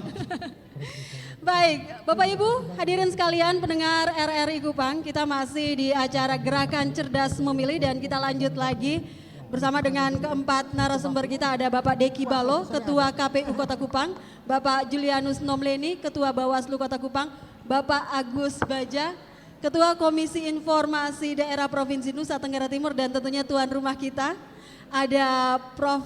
Sainur Wula, Rektor Universitas Muhammadiyah Kupang. Saya ke Pak Agus. Pak Agus, mungkin terkait dengan informasi ataupun mungkin penyebaran informasi melalui media, pengawasan dari Komisi Informasi Daerah seperti apa? Sehingga yang kita inginkan agar pemilu ini netral, pemilu ini jujur dan juga adil bisa terwujud. Baik, Terima kasih. Memang akhir-akhir ini tidak saja mahasiswa sebagai pemilih pemula, juga sampai kepada orang tua banyak menggunakan medsos. Dan di medsos itu kita sudah tahu, khususnya Facebook, ya ada informasi-informasi yang tidak pas, ada yang pas, dan lain-lain sebagainya. Karena orang bebas bermedsos, tetapi dia tidak terlalu mengerti tentang dampak daripada informasi yang disampaikan kepada publik. Ketika sudah klik satu kali itu sudah menjadi informasi publik. Begitu. 1 menit kemudian hapus, tetap menjadi masalah. Karena sudah klik, itu sudah menjadi persoalan. Karena itu kita harus menyampaikan informasi-informasi publik itu kepada masyarakat, itu informasi-informasi yang benar-benar kita pahami, yang benar-benar kita tahu, tidak ada masalah di kemudian hari. Begitu. Jadi kita sudah biasa ikuti, ada orang karena emosional akhirnya meluangkan semua informasi yang dia tahu. Padahal itu dampak hukumnya ada bagi dirinya sendiri dan bagi orang lain. Karena itu tugas kita semua untuk menyampaikan informasi itu yang kita miliki atau meneruskan informasi dari orang lain yang kita tahu, harus tahu dulu dampaknya apa, apakah benar ini, apa ada nilai pendidikannya, apa ada dampak hukumnya. Begitu. Kalau semuanya itu menurut Anda tidak ada dampaknya bagi diri Anda dan bagi orang lain di kemudian hari, maka harus dipertanggungjawabkan itu. Nah, Komisi Informasi sebagai lembaga mandiri tidak terlalu mengurus yang namanya hoax-hoax. Yang saya harus tekankan di sini adalah ketika Anda menggunakan haknya untuk memperoleh informasi, ketika ada badan publik yang ada di depan kita adalah Bawaslu dan KPU. Bawaslu dan KPU ini kalau tidak memberikan informasi-informasi publik terkait pemilu dengan berbagai macam alasan dan lain sebagainya, itu Anda punya ranah untuk melaporkan Bawaslu dan KPU ke Komisi Informasi Provinsi Nusa Tenggara Timur. Ya, saya tegaskan lagi, kalau adik-adik semua dan kita semua yang hadir memohon informasi terkait pemilu dan informasi lain yang memang itu hak kita untuk tahu, dan Bawaslu dan KPU tidak memberikan itu dengan berbagai alasan, maka di situ adalah Anda punya hak untuk mengajukan sengketa informasi publik ke Komisi Informasi. Tetapi yang namanya badan publik, Bawaslu dan KPU tidak mungkin tidak memberikan informasi itu kepada kita semua kecuali informasi yang dikecualikan. Bawaslu dan KPU tidak akan memberikan kepada kita semua. Kalau memberikan informasi yang dikecualikan, maka Bawaslu dan KPU juga sudah menyalahi Undang-Undang Nomor 14 Tahun 2008 tentang keterbukaan informasi publik. Tetapi kalau informasi tentang jumlah pemilih dan tahapan lainnya, kalau diminta dan lain sebagainya tidak dikasih, masih berbelit-belit padahal informasi sudah ada, berbelit-belit saja itu sudah tidak boleh. Begitu. Asas daripada Undang-Undang Nomor 14 itu adalah murah, cepat, mudah, sederhana diakses informasinya. Makanya kami menghimbau seluruh badan publik termasuk universitas ini supaya memiliki yang namanya pejabat pengelola informasi dan dokumentasi. Dan badan publik KPU dan Bawaslu ini kita tepuk tangan dulu, badan publik yang luar biasa, tepuk tangan dulu. Ya.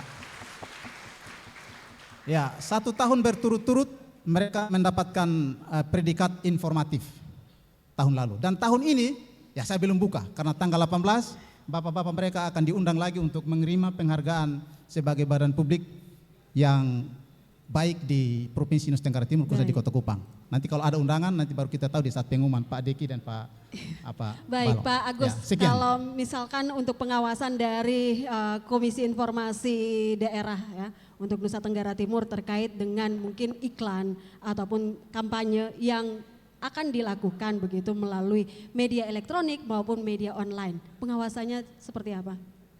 Ya, memang pertanyaan ini sebenarnya cocok kepada KPID. Ya, KPID. Kami ini adalah Komisi Informasi Provinsi Nusa Tenggara Timur. Soal mengawasi tentang informasi-informasi yang hoax dan lain sebagainya, yang iklan dan lain sebagainya, itu bukan ranah kami. Kami punya peran itu adalah bahwa Komisi Informasi memiliki peran untuk mengawasi supaya pemilu itu bisa berjalan dengan transparan, terbuka. Semua kepentingan masyarakat harus diakomodir. Umpamanya KPU nih tutup-tutup informasi lain dengan kepentingan lain. Itu kami awasi, KPU tolong jangan seperti ini hak masyarakat untuk mengakses informasi publik, termasuk Bawaslu. Berikanlah informasi yang dibutuhkan masyarakat untuk kita mewujudkan pemilu yang berkualitas. Kalau informasi sudah ditutup-tutupi dan artinya susah kita mendapatkan informasi, maka itu bagian daripada untuk tidak mewujudkan pemilu yang cerdas. Karena keterbukaan informasi publik itu adalah salah satu ciri penting negara demokrasi. Tepuk tangan dulu. Baik, saya ke Prof. Sainur. Prof, dari pandangan akademisi ya terkait dengan kita tahu bahwa kalau anak muda ini punya keterikatan emosi begitu ya. Jadi satu pilih yang ini maka yang lain juga akan memilih yang sama tanpa melihat track recordnya seperti apa ataupun mungkin dia seperti apa pemimpinnya, apakah layak untuk dijadikan pemimpin atau wakil rakyat begitu. Silakan Prof.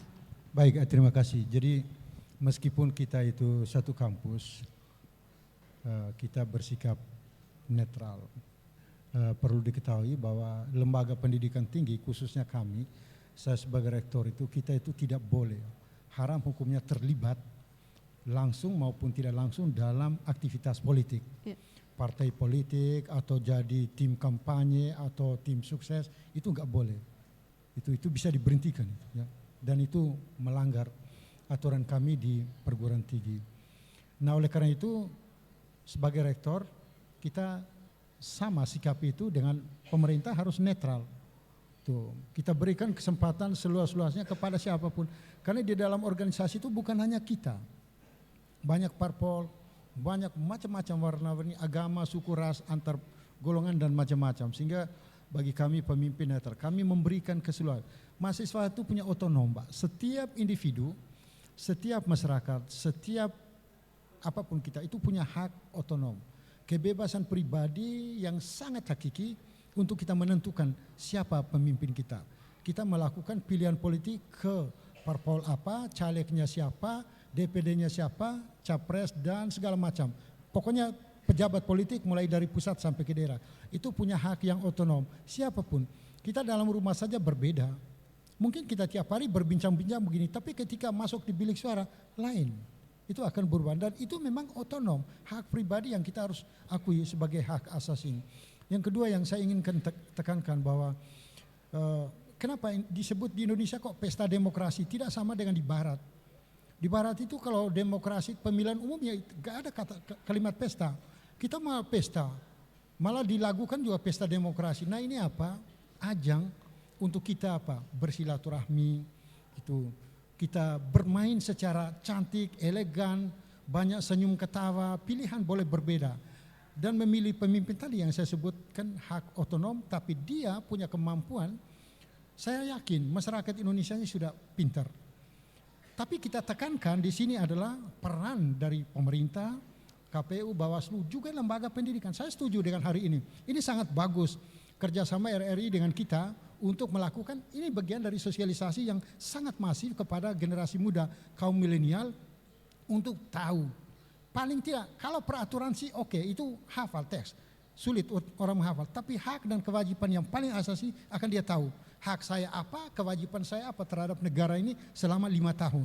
Itu melakukan hak dia untuk memilih pemimpin. Dan saya yakin dan percaya jika kita memberikan kesempatan itu dan lakukan hal sebagaimana saya sampaikan tadi, kalau kita lakukan seperti pesta, harus hasilnya seperti pesta, senyum dan ketawa, siapapun pemimpinnya. Tapi penyelenggaranya itu yang saya sebut tadi, kenapa kita tidak tiru seperti di pertandingan sepak bola. Kita senang bermain enak ditonton, enak, siapapun pemenangnya enggak. Lalu tapi kita sebagai wasit berani melakukan hukuman terhadap orang yang melakukan tackle keras dan macam-macam tidak fair dalam lapangan. Kasih kartu kuning, kasih kartu merah. Artinya itu di olahraga. Bagaimana dengan di organisasi kayak seperti yang kita ini? Mau menyelenggarakan pemilihan umum yang banyak sekali. Kalau olahraga itu hanya wasit dan pemain. Tapi kalau kita kan seluruh komponen. Bagi kami perguruan tinggi juga berkewajiban untuk melakukan sosialisasi. Kayak ini hari ini. Kita mendorong agar pemilihan umum itu benar-benar pesta demokrasi 5 tahunan, ajang 5 tahunan yang biayanya sangat mahal untuk kelangsungan pembangunan kita selama 5 tahun. Jadi sekali lagi saya menyerukan kepada seluruh mahasiswa-mahasiswi saya yang pemilih pemula, jangan pernah menyia-nyiakan hak kodratmu, hak asasimu untuk menentukan pilihan politik dan jangan sesekali golput. Rugi sekali. Itu rugi banget karena kita tidak punya apa ya. Kita tidak memilih itu sangat rugi. Meskipun kelihatan wah itu jangan apa masa bodoh. Kita harus melakukan sesuatu yang terbaik untuk negeri ini yaitu ikut pemilu. Tapi ingat, lakukan seleksi yang sangat ketat. Anda orang-orang yang cerdas yang mampu menyeleksi pemimpin-pemimpin Anda di republik ini, di provinsi ini, di daerah ini. Kami lain boleh melakukan sosialisasi, boleh melakukan macam-macam. Parpol juga demikian, kandidat juga boleh kampanye sekian-sekian, punya visi misi. Anda lah yang berhak. Kamu tahu yang benar dan tidak, yang hebat dan tidak, yang super dan tidak. Anda punya hak. Sekali lagi, sebagai rektor, saya menyerukan jangan pernah menyia-nyiakan kans pada 14 Februari 2024 yang akan datang. Baik. Terima kasih. Yang pasti jangan golput, jangan salah pilih, jangan menyia-nyiakan hak pilih kita ya. Ya, dan ada lagi yang mau bertanya, Ishak? Ya, kita kasih kesempatan ya untuk yang mau bertanya kasih dari teman-teman. satu penanya ya. Ya, tapi kita batasi nanti satu saja dan mohon konteksnya ya sesuai dengan tema kita. Perspektif pemimpin yang ideal dari perspektif pemilih pemula ya. Sebentar ya, saya lihat ya. Tadi sudah ada. Tadi yang baju coklat. Okay. Ishak yang baju coklat. Kita coba yang dari belakang ya. Yang duluan baju coklat. Yang mana? Yang di belakang baju coklat. Yang paling belakang. Oke, yang paling belakang. Oke. Terima kasih kakak moderator, terima kasih. Assalamualaikum warahmatullahi wabarakatuh. Hai kamera. Mungkin yang lain tenang dulu ya, biar kita bisa mendengarkan suara dari penanya. Iya kakak. Berkaitan dengan pemilih cerdas, pemilih kualitas, yang dimana negara demokrasi bahwasannya kita bebas untuk memilih siapa saja. Jadi mungkin pertanyaan saya di sini, kenapa golput itu dipermasalahkan? Karena sebenarnya golput itu adalah pemilihan cerdas dan pemilihan berkualitas. Kenapa dibilang begitu? Bahwasannya karena memang kampanye selama ini kan membuang uang untuk mendapatkan kembali uang, begitu. Jadi bagaimana caranya? Kenapa golput itu dibilang pemilih yang tidak cerdas begitu? Padahal itu berdemokrasi sekali. Saya kembalikan. Jadi dianggap cerdas karena yang dipilih ini tidak sesuai kriteria begitu ya? Silakan Kak Baik, Krisne. silakan langsung dijawab dari Pak Deki terlebih dahulu. Oke, baik. Ini berbicara tentang golput. Ya, jadi dari tadi gerakan cerdas memilih ini pemilih berkualitas pemilih cerdas, pemilu berkualitas. Nah, bicara dari tadi kita bicara tentang pemilih yang cerdas. Tadi pemilu berkualitas sudah disampaikan bahwa pemilu itu sukses apabila ada 3 elemen itu semua berjalan bersama. Ada penyelenggaranya, ada pesertanya, ada pemilihnya. Nah sekarang kita lebih fokus lagi ke pemilihnya. Tadi disampaikan bahwa golput itu merupakan pilihan terakhir ya, yang sering terjadi yang kita ketahui. Jadi informasi tentang golput ini dari pemilu ke pemilu memang sudah mengalami penurunan. Secara nasional kemarin tingkat partisipasi masyarakat untuk pemilu itu sudah mencapai 78%. Sedangkan kita untuk Kota Kupang sudah 77%. Berarti sisanya itu golput. 20-an% itu masih golput. Nah, pemilih ini tentunya kenapa sampai golput? Jadi pemilih itu karena dilihat dari kategorinya atau tipikal dari pemilih itu ada pemilih yang karena emosional. Jadi dia pergi memilih di TPS itu karena ada faktor emosional. Emosional karena keluarga, emosional karena pekerjaan, atau hal lainnya. Kemudian ada yang rasional, pemilu yang rasional tadi kita sudah sampaikan harus lihat track record dan seterusnya, visi misinya, itu pemilih yang rasional. Ada juga pemilih yang apatis.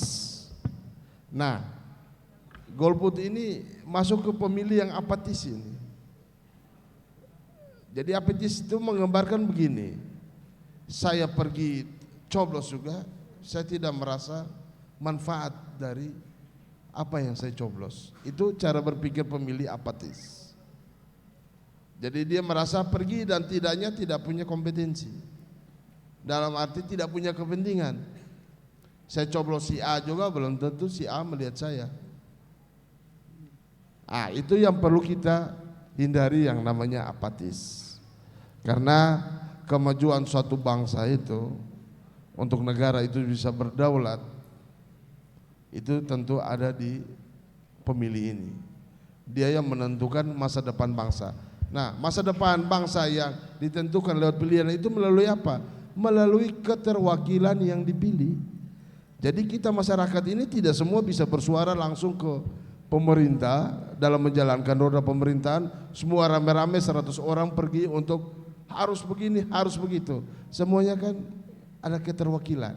Nah, itu yang kita pilih. Jadi kalau golput itu jelas-jelas merugikan, bahwa hak pilih Anda tidak gunakan secara baik untuk masa depan bangsa 5 tahun ke depan lewat memilih pemimpin-pemimpin.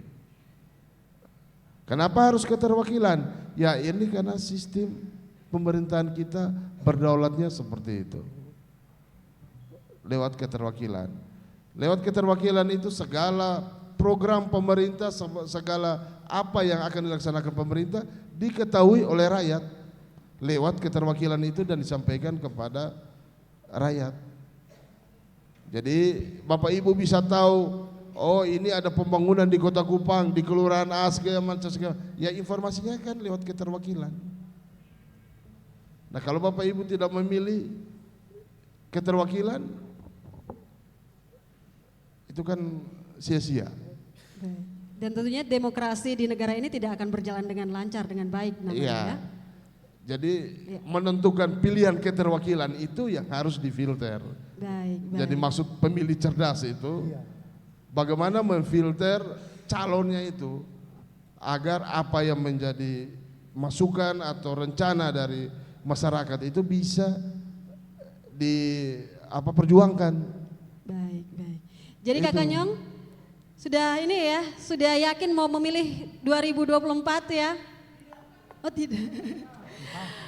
Baik, dari sekarang harus dipastikan bahwa untuk negara ini maju, kita harus terlibat dalam pemilu 2024.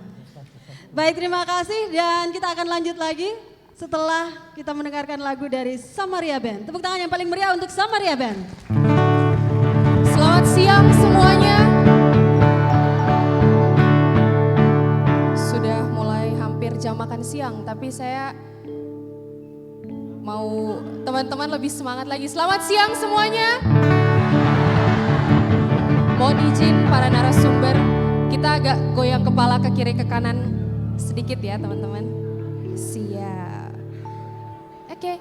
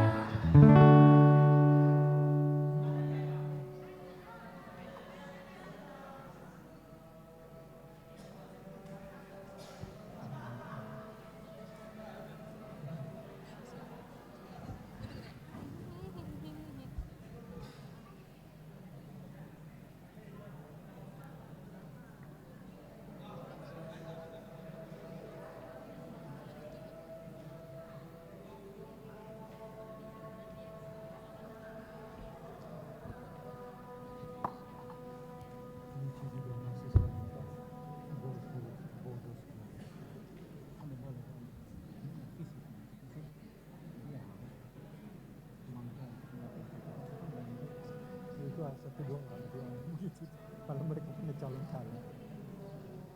Tidak lama, sebentar. 3 menit. Jamnya sudah lama.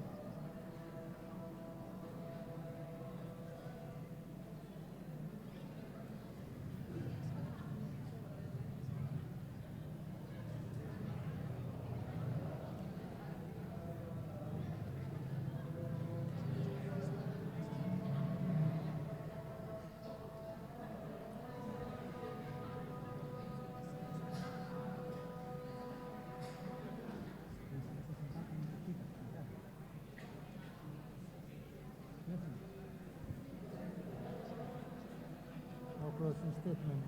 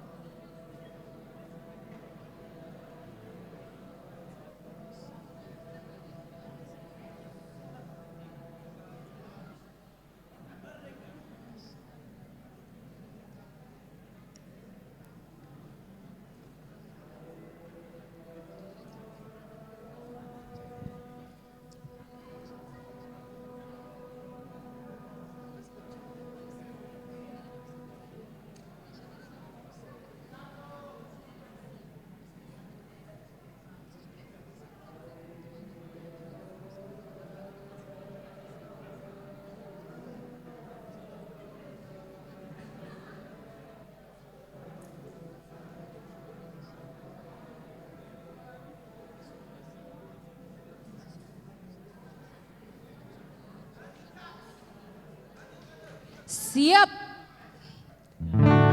Ya, baik. Sudah Tadi bisa sempat lanjut ya. berhenti ya. Kita lanjut lagi. Azan sudah berkumandang, kita akan sama-sama mendengarkan lagu yang akan dinyanyikan oleh Samaria Band.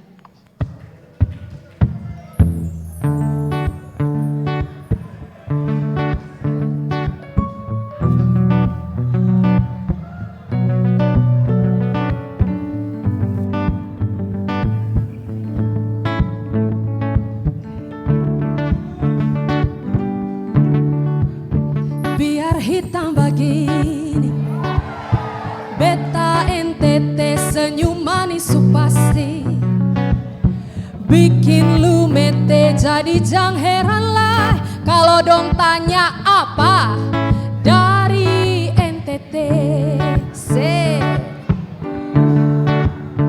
Banyak agama suku, batong son bapuku, katong saling babantu.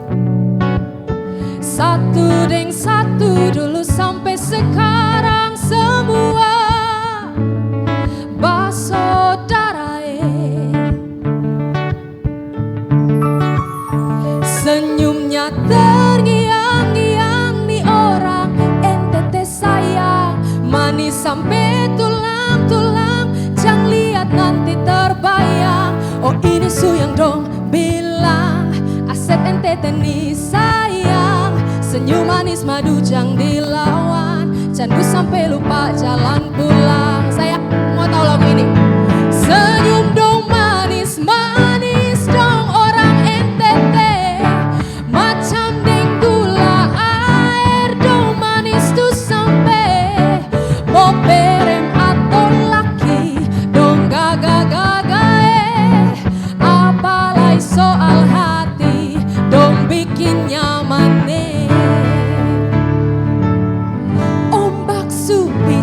di bibir pantai, bica di karang di taga sapa mau bilang kong ni tarabai marbekas tahu kalau apa? Kalau ini NTT. Semuanya yuk. Senyum dong manis, manis dong orang NTT, macam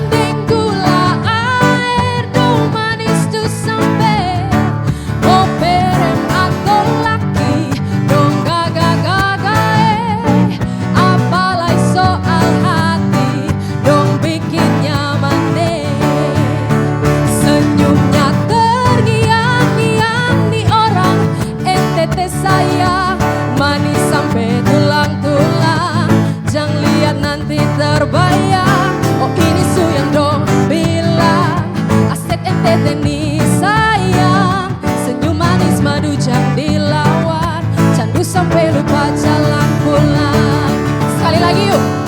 Senyum dong manis-manis dong orang NTT, macam dinggulai dong manis tuh sampai koperem atau laki dong gagah-gagae, apalai soal hati dong bikin nyaman nih.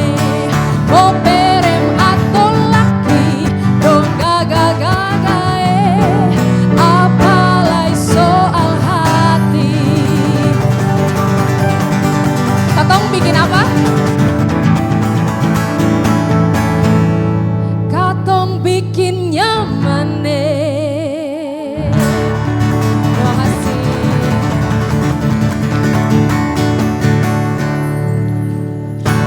Baik, lanjut lagi ya di Gerakan Cerdas Memilih bersama dengan keempat narasumber kita. Closing statementnya terkait dengan mungkin himbauan ajakan untuk para mahasiswa, mahasiswi ya, pemilih pemula, kaum milenial untuk terlibat dalam pemilu 2024 sehingga tidak ada lagi pemikiran untuk golput begitu. Silakan Pak Diki. Baik. Ajakan saya ingat 14 Februari 2024. Ayo ke TPS, gunakan hak pilihmu. Pemilu sukses, negara berdaulat. Oke. Baik, terima kasih. Selanjutnya Pak Julianus. Baik, terima kasih. Sekali lagi tetapkan pilihan kita untuk calon-calon kita. Lakukan hak kita sesuai dengan asas pemilu. Langsung, umum, bebas dan rahasia. Langsung datang ke TPS, pastikan bahwa kita yang mempunyai hak terdaftar dalam daftar pemilih. Hindari tekanan-tekanan. Datang dengan bebas. Ya, dan hak pilih kita dirahasiakan. Jangan menyampaikan ke lain-lain, tapi tentukan kita pilihan sendiri dan lakukan itu secara jujur dan adil. Itu Baik, saja, terima kasih. Pak Agus silakan. Ya, yang pertama informasi pemilu hak Anda untuk tahu. Yang kedua, hak memperoleh informasi publik adalah hak asasi setiap orang. Sedangkan keterbukaan informasi publik adalah salah satu ciri khas penting negara demokrasi untuk menjunjung tinggi kedaulatan negara demi mewujudkan pemilu yang berkualitas. Yang ketiga, untuk mewujudkan pemilih cerdas dan pemilu berkualitas, carilah informasi pemilu hari ini sampai nanti tanggal 14. Sekian. Terima kasih, silahkan Prof. Zainur. Baik, terima kasih. Sebagai penutup bahwa pemilihan umum adalah bagian dari tugas kita sebagai warga negara, kewajiban hak kita untuk menyeleksi pemimpin kita untuk 5 tahun ke depan. Gerakan pemilih cerdas akan meningkatkan demokrasi atau pemilihan umum yang berkualitas. Sekali lagi, mari nasib bangsa kita di tangan kita sendiri, bukan orang lain. Jangan pernah kita sia-siakan untuk kita memilih siapapun orangnya, siapapun yang menang, harus kita junjung tinggi secara baik sesuai dengan konstitusi kita di Republik Indonesia. Terima kasih. Baik, terima kasih. Dan dengan demikian berakhir sudah acara Gerakan Cerdas Memilih. Seperti yang disampaikan oleh keempat narasumber kita, jangan golput ya. Gunakan hak pilih, gunakan suara kita untuk Indonesia, untuk NTT lebih maju lagi. Benar sekali. Tentunya kita juga ingin mengucapkan terima kasih untuk Ketua KPU Kota Kupang Pak Deki Balo. Terima kasih Bapak. Bapak Julianus Nomleni, Ketua Bawaslu Kota Kupang. Bapak Agus Baja, Ketua Komisi Informasi Daerah Provinsi Nusa Tenggara Timur. Dan tentunya juga tuan rumah kita, Rektor Universitas Muhammadiyah Kupang, Profesor Zainur. Terima kasih untuk waktunya. Terima kasih Bapak narasumber. Silakan ya, Bapak. silakan kembali ke tempat. Ya, kita juga terima kasih untuk partisipasi aktif dari teman mahasiswa Universitas Muhammadiyah Kota Kupang. Tepuk tangan dulu untuk kita semua. Luar biasa. Seperti yang sudah disampaikan, kita harap ada partisipasi yang aktif dan nyata nanti ya. Ke depannya di tanggal berapa? Tanggal berapa? 14 Februari 14 Februari 2024. 2002 berapa? Oh 2020. Tahun depan ya. Jangan sampai tidak memilih apalagi salah pilih ya. Baik, dan akhir kata saya Christine. Saya Ishak Octavian. Sampai jumpa di Gerakan Cerdas Memilih selanjutnya. Bye bye, sampai jumpa.